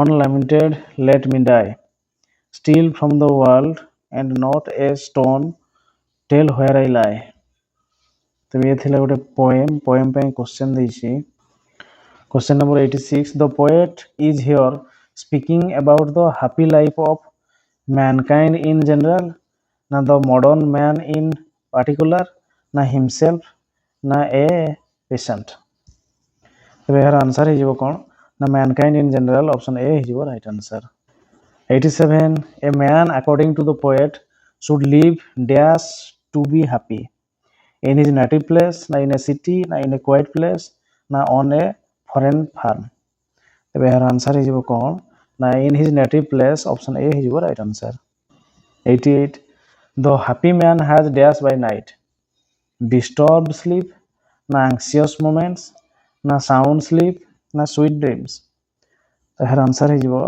the happy man has dash by night यार answer हो sound sleep option C हे जीवो right answer 89 the poet wishes to die unseen na unknown na unlamented na unheard तो यार answer हे जीवो कोन ना unlamented option C हे जीवो right answer एपर 90 the expression steal from the world means passing away secretly and quietly na dying with a lot of money na passing time very quietly na living with peace and mind तो यार answer हो कौन ना passing away secretly and quietly option A हो right answer. तो प्रथम question हूँ question number 91 केउटी स्थानीय इतिहास शिक्षादान आभिमुख्य कही स्थानीय राजनैतिक दल गढ़ा ना स्थानीय संस्कृति और परंपरा प्रति सम्मान देवा ना स्थानीय शिक्षा व्यवस्था परिचालन करवा ना स्थानीय भूमिरूप संबंध में ज्ञान आहरण करवा। स्थानीय इतिहास शिक्षादान आभिमुख्य कही स्थानीय इतिहास में आम कौन करवा ना स्थानीय संस्कृति और परंपरा प्रति सम्मान देवा तेणु ऑप्शन बी हो राइट आंसर। एपर 92 केउ प्रकार प्रश्न द्वारा शिक्षार्थीर चिंता शक्तिर परिप्रकाश दक्षता अधिक भल भाव में माप करा जाय पारे। केउ प्रकार प्रश्न द्वारा शिक्षार्थीर चिंता शक्तिर परिप्रकाश दक्षता अधिक भल भाव में माप करा जाय पारे। निबंध ना अति क्षुद्र उत्तरमूलक ना वस्तुनिष्ठ ना क्षुद्र उत्तरमूलक तेरे को टाइप क्वेश्चन द्वारा आम चिंता शक्ति तार परिप्रकाश कर चिंता शक्ति से केमी चिंता करि आम ताकू अति क्षुद्रमूलक प्रश्न पचार से गोटे लाइन लिखिदेव एगुटा सबू केवल गोटे लाइन ही से जदि शिखी तो कह ना ना जब पचार भारत राजधानी कोटे तेज से शिखी तो कह ना ना जदि आम कह भारत राजधानी नुआ दिल्ली कौथि नुआ दिल्ली कहीं करागला आम तो चेन्नई कि बांगलोर कि आम कन्याकुमारी करते नुआ दिल्ली को कौथि करा तो से विषय गोटे लिखापी तेज से आम जापर तार चिंता शक्ति कौन अच्छी तेणु आम निबंध ऐसे टाइप जब कह तेज तार चिंता शक्ति मापिपर ऑप्शन ए हो तेज राइट आंसर।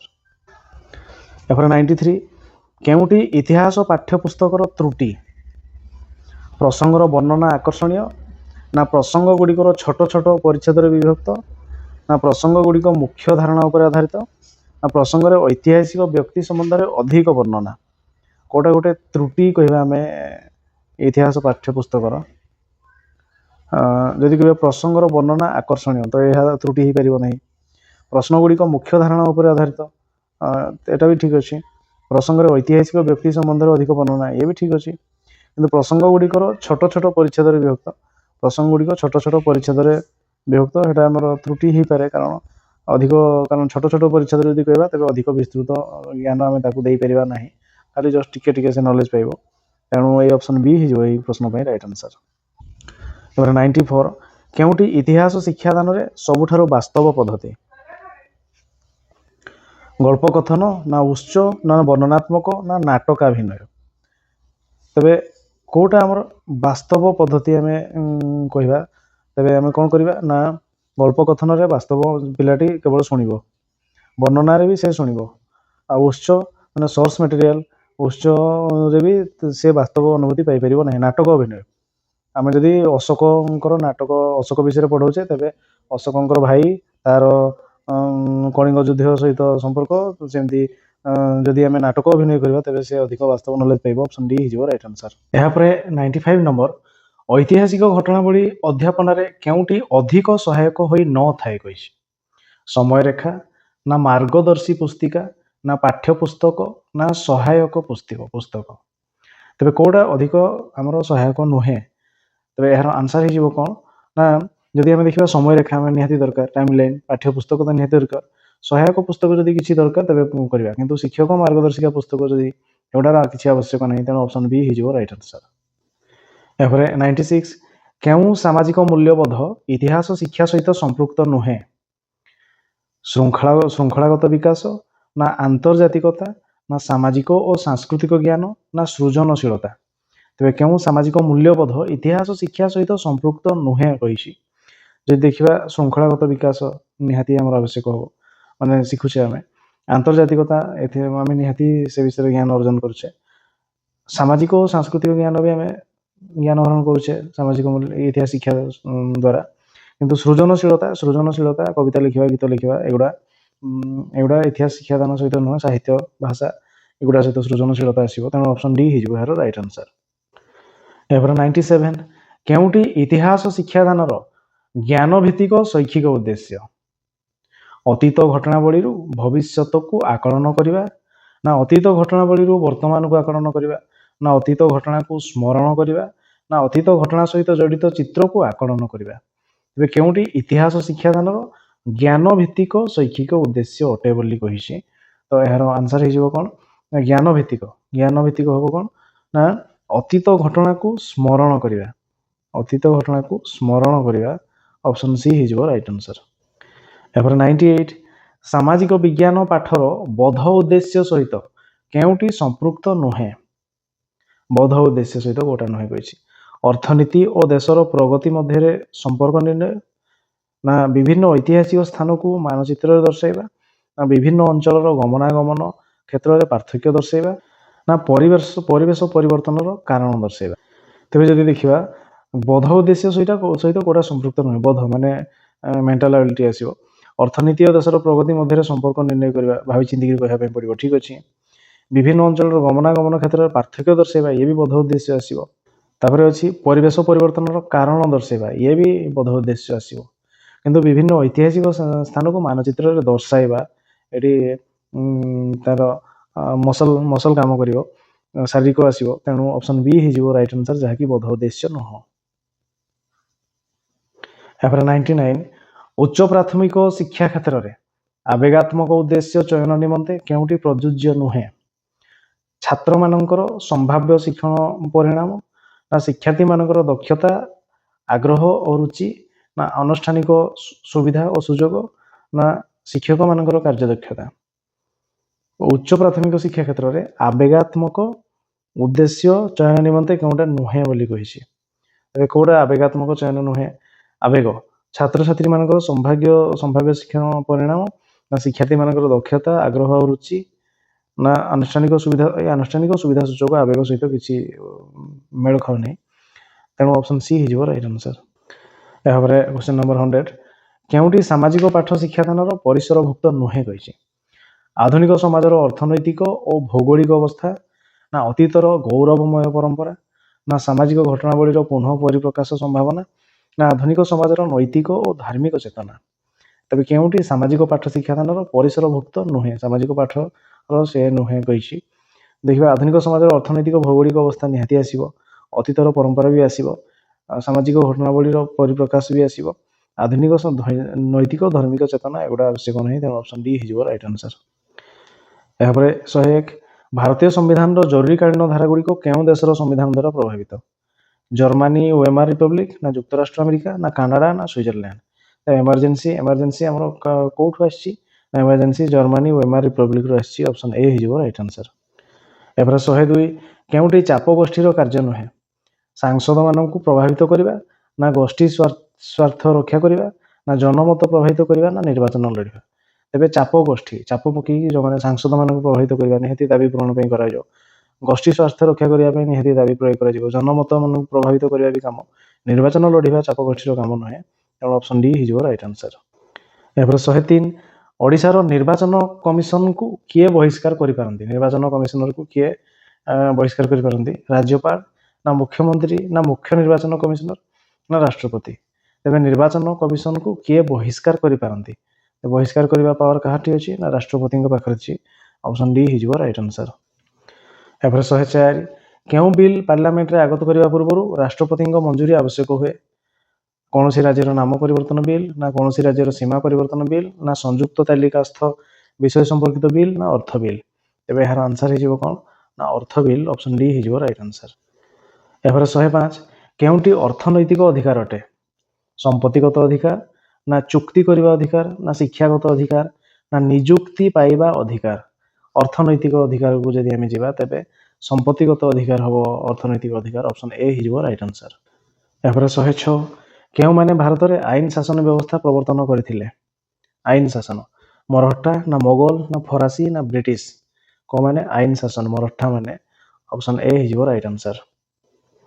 एपर 107 नाजी सैन्य माने केबे चेकोस्लोवाकिया दखल करथिले अगस्त 1938 ना सेप्टेम्बर 1938 ना मार्च 1938 ना सेप्टेम्बर 1939 नाजी सैन्य माने ताहले केबे चेकोस्लोवाकिया अधिकार करथिले ना मार्च 1939 ऑप्शन सी हो राइट आंसर।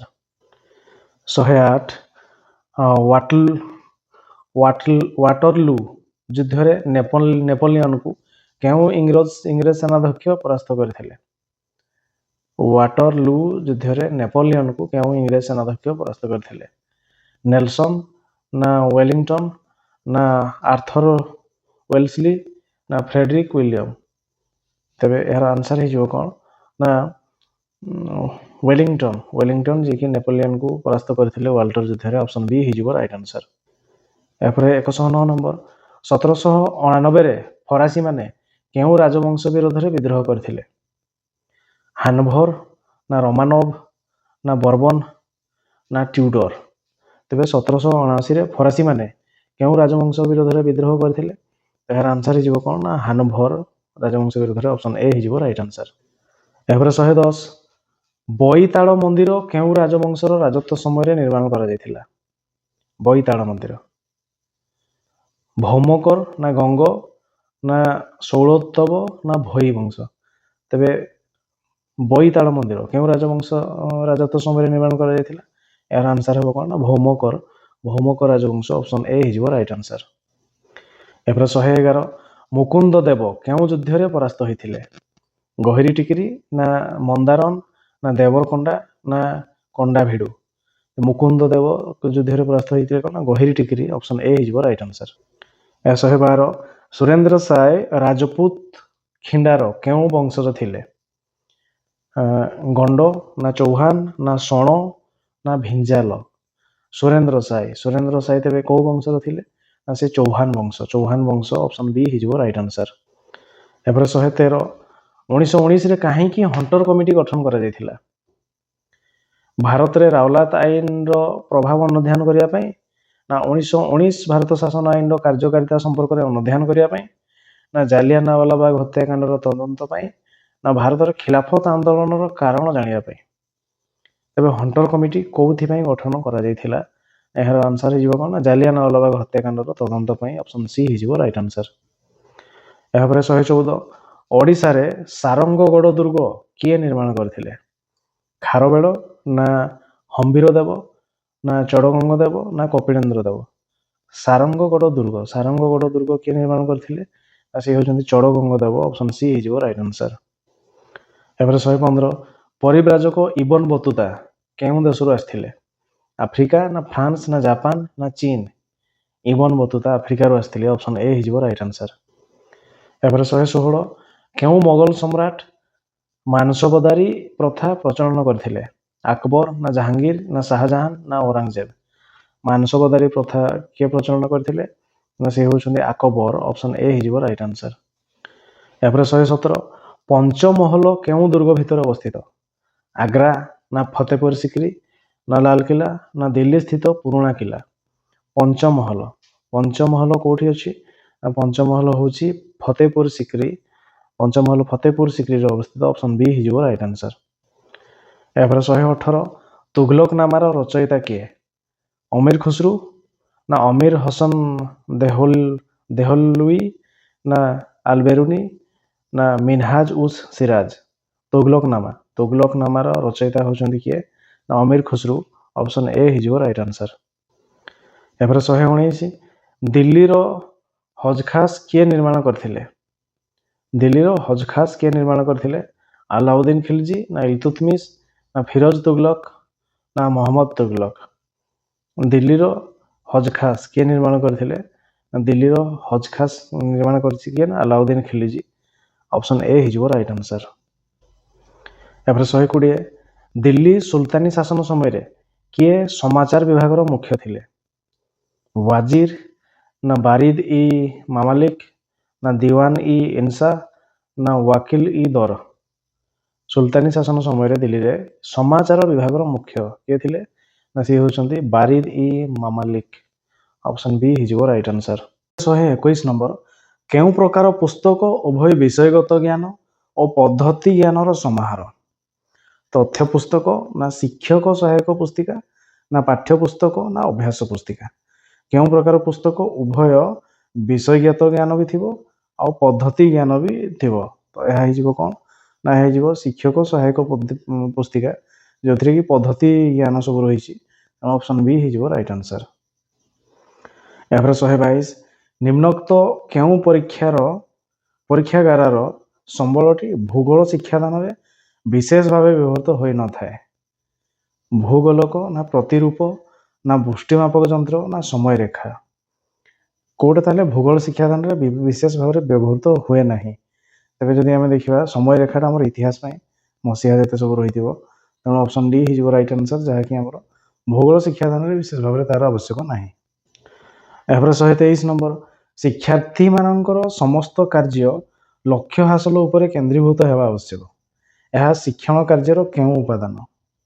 ଏବେ ଆଉଥରେ ଦେଖିନେବା, ଶିକ୍ଷାର୍ଥୀମାନଙ୍କର ସମସ୍ତ କାର୍ଯ୍ୟ ଲକ୍ଷ୍ୟ ହାସଲ ଉପରେ କେନ୍ଦ୍ରୀଭୂତ ହେବା ଆବଶ୍ୟକ। ଏହା ଶିକ୍ଷଣ କାର୍ଯ୍ୟର କେଉଁ ଉପାଦାନ? ଆହ୍ୱାନମୂଳକ, ନା ଜ୍ଞାନ ସଂଗଠନ, ନା ସ୍ୱତଃସ୍ଫୂର୍ତ୍ତ ଅଂଶଗ୍ରହଣ, ନା ଶୈକ୍ଷିକ ଉଦ୍ଦେଶ୍ୟ? ତେବେ ଏହା ହେଇଯିବ କ'ଣ ନା ଶିକ୍ଷାର୍ଥୀମାନଙ୍କର ସମସ୍ତ କାର୍ଯ୍ୟ ଲକ୍ଷ୍ୟ ହାସଲ ଉପରେ, ଏଟା ହେଉଛି ଶୈକ୍ଷିକ ଉଦ୍ଦେଶ୍ୟ, ଅପସନ୍ ଡି ହେଇଯିବ ରାଇଟ୍ ଆନ୍ସର। ଏହାପରେ 124 ନମ୍ବର, ପ୍ରାରମ୍ଭିକ ସ୍ତରରେ ସାମାଜିକ ବିଜ୍ଞାନ ଶିକ୍ଷାଦାନରେ ନିମ୍ନୋକ୍ତ କେଉଁଟିର ଶିକ୍ଷଣ ଉପରେ ପ୍ରାଧାନ୍ୟ ଦିଆଯାଇଥାଏ? ଅର୍ଥଶାସ୍ତ୍ର, ନା ପରିବେଶ, ନା ଭୂଗୋଳ, ନା ଇତିହାସ? ତେବେ ପ୍ରାରମ୍ଭିକ ସ୍ତରରେ ସାମାଜିକ ବିଜ୍ଞାନ ଶିକ୍ଷାଦାନରେ କେଉଁଟିର ଶିକ୍ଷଣ ଉପରେ ପ୍ରାଧାନ୍ୟ ଦିଆଯାଇଥାଏ? ତେବେ ଏହାର ପ୍ରାରମ୍ଭିକ ସ୍ତରରେ, ତେବେ ଏହା ହେଇଯିବ କ'ଣ? ପରିବେଶ ସହିତ ସଂଯୋଜିତ, ତେଣୁ ଅପସନ୍ ବି ହେଇଯିବ ରାଇଟ୍ ଆନ୍ସର। ଏହାପରେ 125, ଶିକ୍ଷାର୍ଥୀମାନଙ୍କ ମଧ୍ୟରେ ସୃଜନଶୀଳତା ତଥା ଅନ୍ୱେଷଣ କରିବାର ସ୍ପୃହା ଅଭିବୃଦ୍ଧିରେ କେଉଁ ଶିକ୍ଷାଦାନ ପଦ୍ଧତିର ଆଦର୍ଶ ନିହିତ? ଆଲୋଚନାମୂଳକ ପଦ୍ଧତି, ନା ପର୍ଯ୍ୟବେକ୍ଷଣ ପଦ୍ଧତି, ନା ପ୍ରକଳ୍ପ ପଦ୍ଧତି, ନା ସର୍ବେକ୍ଷଣ ପଦ୍ଧତି? ତେବେ ପ୍ରଶ୍ନ କହିଛି ଶିକ୍ଷାର୍ଥୀମାନଙ୍କ ମଧ୍ୟରେ ସୃଜନଶୀଳତା ତଥା ଅନ୍ୱେଷଣ କରିବାର ସ୍ପୃହା ଅଭିବୃଦ୍ଧି ହେବ। ତେବେ କୋଉଥିରେ ସେଟା ଅଧିକ ସେମାନେ ଅନ୍ୱେଷଣ କରିବେ ସୃଜନଶୀଳ? ଆଲୋଚନାରେ ଏତେ ହେଇପାରିବ ନାହିଁ। ପର୍ଯ୍ୟବେକ୍ଷଣରେ ସେମାନେ ଖାଲି ଦେଖିବେ, ସର୍ବେକ୍ଷଣରେ ବି ଏତେ ନୁହଁ। ପ୍ରକଳ୍ପ ପଦ୍ଧତିରେ ଯେଉଁଥିରେ କି ସେମାନେ ଅଧିକ ଇନଭଲ୍ଭ ହେବେ, ନିଜେ କରିବେ, ତେଣୁ ସେମାନେ ଅନ୍ୱେଷଣ, ସୃଜନଶୀଳ ଏଗୁଡ଼ା ସବୁ ବୃଦ୍ଧି ପାଇବ। ଅପସନ୍ ସି ହେଇଯିବ ରାଇଟ୍ ଆନ୍ସର। ଏହାପରେ 126 ନମ୍ବର, ନିମ୍ନ ବନ୍ଧନୀ ମଧ୍ୟରେ ଦିଆଯାଇଥିବା ପ୍ରଶ୍ନଟି କେଉଁ ଉଦ୍ଦେଶ୍ୟ ଭିତ୍ତିକ? ଗଙ୍ଗା ନଦୀ ସମତଳର ଭୂ ଉଚ୍ଚାବଚ ବର୍ଣ୍ଣନା କର। ଗଙ୍ଗା ନଦୀ ସମତଳର ଭୂ ଉଚ୍ଚାବଚ ବର୍ଣ୍ଣନା କର। ପ୍ରୟୋଗ ଭିତ୍ତିକ, ନା ଜ୍ଞାନ ଭିତ୍ତିକ, ନା କୌଶଳ ଭିତ୍ତିକ, ନା ବୋଧ ଭିତ୍ତିକ? ତେବେ ଯଦି ଆମେ ଦେଖିବା ଉଦ୍ଦେଶ୍ୟ ଭିତ୍ତିକ କ'ଣ ହେଇଛି? ବର୍ଣ୍ଣନା କର କହିଛି। ଜ୍ଞାନ ଭିତ୍ତିକ, ତେଣୁ ଅପସନ୍ ବି ହେଇଯିବ ରାଇଟ୍ ଆନ୍ସର। ଏହାପରେ 127, ନିମ୍ନୋକ୍ତ କେଉଁ ସ୍ଥାନର ଦ୍ରାଘିମା ଭିତ୍ତିରେ ଭାରତୀୟ ପ୍ରମାଣ ସମୟ ନିର୍ଣ୍ଣିତ ହୁଏ? ଇନ୍ଦୋର, ନା କାନପୁର, ନା ମିର୍ଜାପୁର, ନା ବାରାଣାସୀ? ତେବେ ଭାରତର କେଉଁ ସ୍ଥାନର ଦ୍ରାଘିମା ଭିତରେ ଭାରତୀୟ ପ୍ରମାଣ ସମୟ ନିର୍ଣ୍ଣିତ ହୁଏ? ତେବେ ଏହାର ସଠିକ୍ ଆନ୍ସର ହେଇଯିବ କ'ଣ? ନା ମିର୍ଜାପୁର ଦେଇକି ଯୋଉଟା ଯାଇଛି, ତେଣୁ ଅପସନ୍ ସି ହେଇଯିବ ରାଇଟ୍ ଆନ୍ସର। ଏହାପରେ 128, ସମାକ୍ଷ ରେଖା ସମ୍ବନ୍ଧିତ ନିମ୍ନୋକ୍ତ କେଉଁ ଉକ୍ତିଟି ଭୁଲ? ସମସ୍ତ ସମାକ୍ଷ ରେଖା ବୃତ୍ତାକାର, ନା ସମସ୍ତ ସମାକ୍ଷ ରେଖା ସମକୈନ୍ଦ୍ରିକ, ନା ସମସ୍ତ ସମାକ୍ଷ ରେଖା ବିଷୁବବୃତ୍ତ ସହିତ ସମାନ୍ତର, ନା ସମସ୍ତ ସମାକ୍ଷ ରେଖା ଦ୍ରାଘିମା ରେଖା ଗୁଡ଼ିକୁ ସମକୋଣରେ ଛେଦନ କରନ୍ତି? ତେବେ ସମସ୍ତ ସମାକ୍ଷ ରେଖା ବିଷୁବବୃତ୍ତ ସହିତ ସମାନ୍ତର, ତେଣୁ ଏଇ ଅପସନ୍ ସି ହେଇଯିବ ରାଇଟ୍ ଆନ୍ସର। ଏ ଠିକ୍ ନୁହଁ, ତେଣୁ ଅପସନ୍ ସି ରାଇଟ୍ ଆନ୍ସର। ଏହାପରେ 129, ଭୂ ସଂସ୍ଥାନ ମାନଚିତ୍ରର ନିମ୍ନୋକ୍ତ କେଉଁ ସଂକେତଟି ଏକ ପ୍ରାକୃତିକ ତଥ୍ୟକୁ ସୂଚାଇଥାଏ? ତେବେ ଭୂ ସଂସ୍ଥାନ ମାନଚିତ୍ରରେ ନିମ୍ନୋକ୍ତ କେଉଁ ସଂକେତଟି ଏକ ପ୍ରାକୃତିକ ତଥ୍ୟକୁ ସୂଚାଉଛି? ତେବେ ଏଥିରେ ଯେଉଁ 4ଟି ସଂକେତ ଅଛି, ଏଥିରୁ ପ୍ରାକୃତିକ ଜିନିଷଟା କୋଉଟା? ତେବେ ଯଦି ଆମେ ଦେଖିବା ପ୍ରାକୃତିକ ଜିନିଷ, ତେବେ ଇଏ ତ ମନ୍ଦିର ହେଇଗଲା, ଇଏ ଡାକ୍ତରଖାନା, ଇଏ ହେଉଛି ଏୟାରପୋର୍ଟ ହେଇଥିବ, ଆଉ ଏଇ ଜିନିଷଟା ହେଉଛି ଆମର ପ୍ରାକୃତିକ ଜିନିଷ। ଏ ହୁଏତ ଏଇ ବନ୍ଦର କିମ୍ବା ଆଉ କୌଣସି ଜିନିଷ ପାଇଁ ଏଇଟା ୟୁଜ୍ ହେଇଛି, ତେଣୁ ଏଇ ଅପସନ୍ ଡି ହେଇଯିବ ରାଇଟ୍ ଆନ୍ସର, ଯୋଉଟାକି ଆମର ପ୍ରାକୃତିକ ଜିନିଷକୁ ସୂଚାଉଛି। ଏହାପରେ 130, ନିମ୍ନରେ ଉଲ୍ଲିଖିତ ଭିନ୍ନ ଭିନ୍ନ ମାନ ଦ୍ୱାରା ଅଙ୍କିତ ଗୋଟିଏ ଅଞ୍ଚଳର 4ଗୋଟି ଭିନ୍ନ ମାନଚିତ୍ର ମଧ୍ୟରୁ କେଉଁଟିର ଆକାର ସବୁଠାରୁ ବଡ଼ ହେବ? ମାନଚିତ୍ର କରେ ମାନ 1 ସେଣ୍ଟିମିଟର ସମାନ 1 କିଲୋମିଟର, ତାପରେ ମାନଚିତ୍ର ଖରେ ସେଠି ଦେଇଛି ମାନ ଆଉ ତାର ଅନୁପାତ ଦେଇଛି 1 ବେଳକୁ, ମାନ 1 ବେଳକୁ ଇଏ ହେଉଛି 2 ଲକ୍ଷ। ତାପରେ ଗର ମାନ 1 ସେଣ୍ଟିମିଟର ଆଉ ତା ସହିତ 1 ସେଣ୍ଟିମିଟର ହେଉଛି 1.5 କିଲୋମିଟର। ତାପରେ ମାନଚିତ୍ର ଘରେ ହେଉଛି 1:2,50,000। ତେବେ କୋଉ ମାନଚିତ୍ରଟି ଆକାରରେ ସବୁଠୁ ବଡ଼ ମାନଚିତ୍ର ହେବ? ତେବେ ଯଦି ଆମେ ଦେଖିବା, ତେବେ ଏହାର ଆନ୍ସର ହେଇଯିବ କ'ଣ? ଅପସନ୍ ଘ, ऑप्शन घ हो राइट आंसर 1:2,50,000 हो राइट आंसर। एवरे 131 एशियार निम्नोक्त केउ देशटी नातिशीतोष्ण मंडल रे अवस्थित? अफगानिस्तान ना लाओस ना मालयेशिया ना श्रीलंका? तेरे नातिशीतोष्ण अंचल रे अवस्थित देशटी होची किए ना से हिजिवो अफगानिस्तान। ऑप्शन ए हिजिवो राइट आंसर। एवरे 132 निम्नोक्त केउ नदीटी दुईटी उपनदीर मिलनस्थल सृष्टि लाभ करिछि? बैतरणी ना ब्राह्मणी ना बुढ़ाबणंग ना सुवर्णरेखा? तेरे कौ नदीटी दुईटी उपनदी ब्राह्मणी नदी होची किए ना शंख एवं कोइली कोइली दुईटा नदी सेटा होची हमर राउरकेला पाखरे अछि सेठी मिलित होईछि ब्राह्मणी नदी। ऑप्शन बी हिजिवो राइट आंसर। एहापर 133 आटलांटिक महासागर निम्नोक्त केउ स्रोतटी तापमात्रा दृष्टिकोण अन्य तीनोटी ठारू भिन्न? कानारी स्रोत ना फकलैंड स्रोत ना गिनी स्रोत ना बेंगुआला स्रोत? तेबे आटलांटिक महासागर निम्नोक्त केउ स्रोतटी तापमात्रा दृष्टिकोण अन्य तीनोटी ठारू भिन्न? तेबे एहार आंसर हिजिवो कोन ना गिनी स्रोत। ऑप्शन सी हिजिवो राइट आंसर। एवरे 134 निम्नोक्त केउ कारण जोगु निरक्ष अंचल रे समुद्र जलर लवणता सर्वाधिक नुहे? बरफ तरड़िबा ना अत्यधिक आर्द्रता ना अधिक बाष्पीभवन ना प्रचुर वृष्टिपात? समुद्र जलर लवणता सर्वाधिक नुहे तो कारण कौन ना से होची कौन ना निरक्ष अंचल रे प्रबल गरम ता सहित प्रबल वृष्टिपात। तेणु ऑप्शन डी हिजिवो राइट आंसर जो कि लवण अधिक हुए नाही। एवरे 135 भारतर सांप्रतिक स्थिति रे सागुणा निम्नोक्त केउ धरणर प्राणी? विलुप्त ना विपदग्रस्त ना असुरक्षित ना दुर्लभ? तेबे सागुणा से होची कोन ना विपदग्रस्त प्राणी। ऑप्शन बी हिजिवो राइट आंसर। एवरे 136 एक जैव गोष्ठी जेउथिरे जीव माने और सेमानंकर भौतिक चतुर्पार्श्व पारस्परिक अंतक्रिया द्वारा संपृक्त ताकू कौन कहा जाए? जीवाड़ी ना परिसंस्था ना परिवेश ना परिस्थान? एक जैव गोष्ठी जो जीव माने सेमानकर भौतिक चतुर्पार्श्व पारस्परिक अंतक्रिया द्वारा संपृक्त ताकू आमे कौन कहवा ना ताकू कहवा परिसंस्था। ऑप्शन बी हिजिवो राइट आंसर। एहापर 137 गोपालपुर बेलाभूमि उपरे एक निर्दिष्ट समय रे तापमात्रा 28.6 डिग्री सेल्सियस होइथिले सेही समय रे 1500 मीटर उच्चता विशिष्ट पूर्व घाटर एक गिरिशृंग रे तापमात्रा केते हेबो? 9.6 सेंटीमीटर ना 19 सेंटीमीटर ना 28.6 सेंटीमीटर ना 38.2 सेंटीमीटर? तेबे यार आंसर हिजिवो कोन ना 9.6 सेंटीमीटर। यार आंसर हिजिवो 9.6 सेंटीमीटर। ऑप्शन ए हिजिवो राइट आंसर। एवरे 138 वायुमंडल को प्रवेश करुथिबा उल्का गुड़िक निम्नोक्त केउ स्तर रे मुख्यतः विघटित होइथांती? ट्रोपोस्फियर ना स्ट्रेटोस्फियर ना मेसोस्फियर ना थर्मोस्फियर रे? तेबे यार आंसर हिजिवो कोन ना से माने मेसोस्फियर रे विघटित होइथांती। ऑप्शन सी हिजिवो राइट आंसर। 139 निम्नोक्त केउ खनिजटी भेन किंबा लोड रु मिली न थाए? बॉक्साइट ना सीसा ना टीण ना दस्ता? तेबे कोथरु मिली न थाए? बॉक्साइट जे कि भेन किंबा लोड रु मिली न थाए। ऑप्शन ए हिजिवो राइट आंसर। एहापरे 140 राज्य एवं सेथिरे थिबा अभयारण्यर निम्नोक्त जड़ी गुड़िक मध्यरु भूल जड़ीटी को बाछ? मध्य प्रदेश और सुंदरबन ना ओडिशा शिमिलीपाल ना राजस्थान और रणथंबोर ना उत्तर प्रदेश और दुधवा? तेबे राज्य एवं सेथिरे थिबा अभयारण्यर निम्नोक्त जड़ी गुड़िक मध्यरु भूल जड़ीटी को बाछिबा? तेबे जे देखिबा ओडिशा शिमिलीपाल ठीक अछि तापरे राजस्थान एवं रणथंबोर ये भी ठीक अछि। उत्तर प्रदेश और दुधवा ये भी ठीक अछि।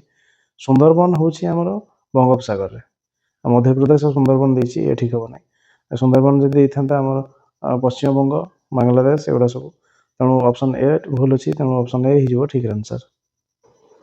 141 केउ प्रकार अरण्य रे चीर जातीय उद्भिद विशेष भाव देखा जाय थाए? उपक्रांतीय शुष्क चिरहरित ना उपक्रांतीय पार्वत्य ना नातिशीतोष्ण पार्वत्य ना आर्द्र पार्वत्य? ତେବେ କୋଉଥିରେ ଚିର୍ ଜାତୀୟ ଅରଣ୍ୟ ଦେଖାଯାଇଥାଏ? ତେବେ ଏହାର ଆନ୍ସର ହେଇଯିବ ନାତିଶୀତୋଷ୍ଣ ପାର୍ବତ୍ୟ, ଅପସନ୍ ସି ହେଇଯିବ ରାଇଟ୍ ଆନ୍ସର।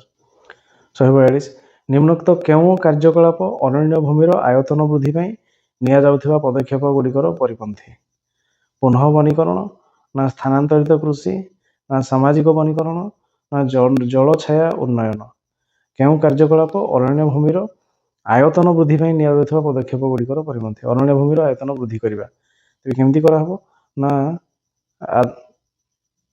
ତେବେ ସ୍ଥାନାନ୍ତରିତ କୃଷି, ଅପସନ୍ ବି ହେଇଯିବ ରାଇଟ୍ ଆନ୍ସର। ଏଭରେ 143 ଭାରତର କେଉଁ ଅଞ୍ଚଳରେ ବାଉଁଶ ନଳା ସାହାଯ୍ୟରେ ଝରଣା ଜଳ ସଂଗ୍ରହର ଏକ ପୁରାତନ ବ୍ୟବସ୍ଥା? ଦାକ୍ଷିଣାତ୍ୟ ମାଳଭୂମି, ନା ମେଘାଳୟ ମାଳଭୂମି, ନା ରାଜସ୍ଥାନର ମରୁଭୂମି, ନା ପଶ୍ଚିମ ହିମାଳୟ?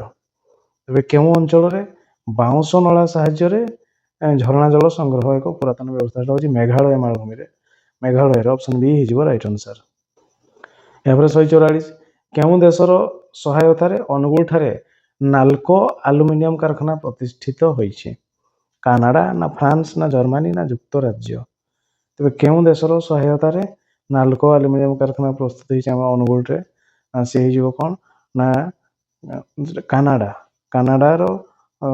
କାନାଡା ସହାୟତାରେ ତେବେ ଆମର ନାଲ୍କୋ ଆଲୁମିନିୟମ କାରଖାନା ପ୍ରତିଷ୍ଠିତ ହେଇଛି କାନାଡା, ଅପସନ୍ ଏ ହେଇଯିବ ରାଇଟ୍ ଆନ୍ସର। ଏହାପରେ 145 ଓଡ଼ିଶା ଉପକୂଳର ବାଲିଆ ଜମିରେ କେଉଁ ଫସଲ ବିଶେଷ ଭଲ ହୁଏ? କାଜୁ ବାଦାମ, ନା ଲଙ୍କା, ନା ଧୂଆଁପତ୍ର, ନା ହଳଦୀ? ତେବେ ବାଲିଆ ଜମିରେ କ'ଣ ହବ? ନା ହଳଦୀ, ଅପସନ୍ ଡି ହେଇଯିବ ରାଇଟ୍ ଆନ୍ସର। 146 ନିମ୍ନୋକ୍ତ କେଉଁ ଜିଲ୍ଲା ଓଡ଼ିଶାର ସର୍ବାଧିକ ହାରାହାରି ବାର୍ଷିକ ବୃଷ୍ଟିପାତ ପାଇଥାଏ? ଗଞ୍ଜାମ, ନା କେନ୍ଦୁଝର, ନା ନୂଆପଡ଼ା, ନା ସୁବର୍ଣ୍ଣପୁର? ତେବେ କେଉଁ ଜିଲ୍ଲାରେ ଅଧିକ ବୃଷ୍ଟିପାତ ହେଇଥାଏ? ତେବେ ହେଉଛି ଆମର କିଏ? ନା କେନ୍ଦୁଝର ଜିଲ୍ଲା, ଅପସନ୍ ବି ହେଇଯିବ ରାଇଟ୍ ଆନ୍ସର। ଏହାପରେ 47 ଓଡ଼ିଶାର ନିମ୍ନୋକ୍ତ କେଉଁ ପ୍ରାକୃତିକ ବିଭାଗର ଆଞ୍ଚଳିକ ବିସ୍ତୃତି ସର୍ବାଧିକ? କେନ୍ଦ୍ରୀୟ ମାଳ ଅଞ୍ଚଳ, ନା ଉପକୂଳବର୍ତ୍ତୀ ସମତଳ ଭୂମି, ନା ମଧ୍ୟ ପାର୍ବତ୍ୟ ଓ ଉଚ୍ଚଭୂମି ଅଞ୍ଚଳ, ନା ପଶ୍ଚିମସ୍ଥ ତରଙ୍ଗାୟିତ ଉଚ୍ଚଭୂମି? ତେବେ ଓଡ଼ିଶାର ନିମ୍ନୋକ୍ତ କେଉଁ ପ୍ରାକୃତିକ ବିଭାଗର ଆଞ୍ଚଳିକ ବିସ୍ତୃତି ସର୍ବାଧିକ? ପ୍ରାକୃତିକ ବିଭାଗର ଆଞ୍ଚଳିକ ବିସ୍ତୃତି। ତେବେ ଏହାର ଆନ୍ସର ହେଇଯିବ କ'ଣ? ନା ମଧ୍ୟ ପାର୍ବତ୍ୟ ଓ ଉଚ୍ଚଭୂମି ଅଞ୍ଚଳ, ଯାହାକି ପ୍ରାକୃତିକ ବିଭାଗ ଅଞ୍ଚଳ ସର୍ବାଧିକ, ଅପସନ୍ ସି ହେଇଯିବ ରାଇଟ୍ ଆନ୍ସର। 148 ପ୍ରାଚୀନ କାଳରେ ଶିକ୍ଷାର କେନ୍ଦ୍ର ଥିବା ସ୍ଥାନଟି ଚିହ୍ନଟ କର। ଚୁନାର, ନା ଭଲ୍ଲଭୀ, ନା ଆରିକାମେଡୁ, ନା ଭାରୁକଚ୍ଛ? ଶିକ୍ଷାର କେନ୍ଦ୍ର ଥିବା ସ୍ଥାନ ସେ ହେଉଛି କିଏ? ନା ଭଲ୍ଲଭୀ, ଅପସନ୍ ବି ହେଇଯିବ ରାଇଟ୍ ଆନ୍ସର। ଏହାପରେ 149 ଭାରତ ସମ୍ବିଧାନର କେଉଁ ଧାରା ମୁଖ୍ୟମନ୍ତ୍ରୀଙ୍କ କର୍ତ୍ତବ୍ୟକୁ ବ୍ୟାଖ୍ୟା କରେ? ଧାରା 163, ନା ଧାରା 166, ନା ଧାରା 167, ନା ଧାରା 164? ତେବେ ମୁଖ୍ୟମନ୍ତ୍ରୀଙ୍କ କର୍ତ୍ତବ୍ୟକୁ ବ୍ୟାଖ୍ୟା କରୁଥିବା ଧାରା ହେଉଛି କିଏ? ନା 167, 167, ଅପସନ୍ ସି ହେଇଯିବ ରାଇଟ୍ ଆନ୍ସର। ଏହାପରେ 150 ଡକ୍ଟର ଅବଦୁଲ କାଲାମ ଦ୍ୱୀପ ଭାରତର କେଉଁ ରାଜ୍ୟରେ ଅବସ୍ଥିତ? ଓଡ଼ିଶାରେ, ନା ପଶ୍ଚିମବଙ୍ଗ, ନା ତାମିଲନାଡୁ, ନା କେରଳ? ଅବଦୁଲ କାଲାମ ଦ୍ୱୀପ କେଉଁ ରାଜ୍ୟରେ ଅବସ୍ଥିତ? ଏହାର ଆନ୍ସର ହେଇଯିବ କ'ଣ? ନା ଅବଦୁଲ କାଲାମ ଦ୍ୱୀପ। ଡକ୍ଟର ଅବଦୁଲ କାଲାମ ଦ୍ୱୀପ ଭାରତର କେଉଁ ରାଜ୍ୟରେ ଅବସ୍ଥିତ? ଅବଦୁଲ କାଲାମ ଦ୍ୱୀପ ଓଡ଼ିଶା, ଅପସନ୍ ଏ ହେଇଯିବ ରାଇଟ୍ ଆନ୍ସର।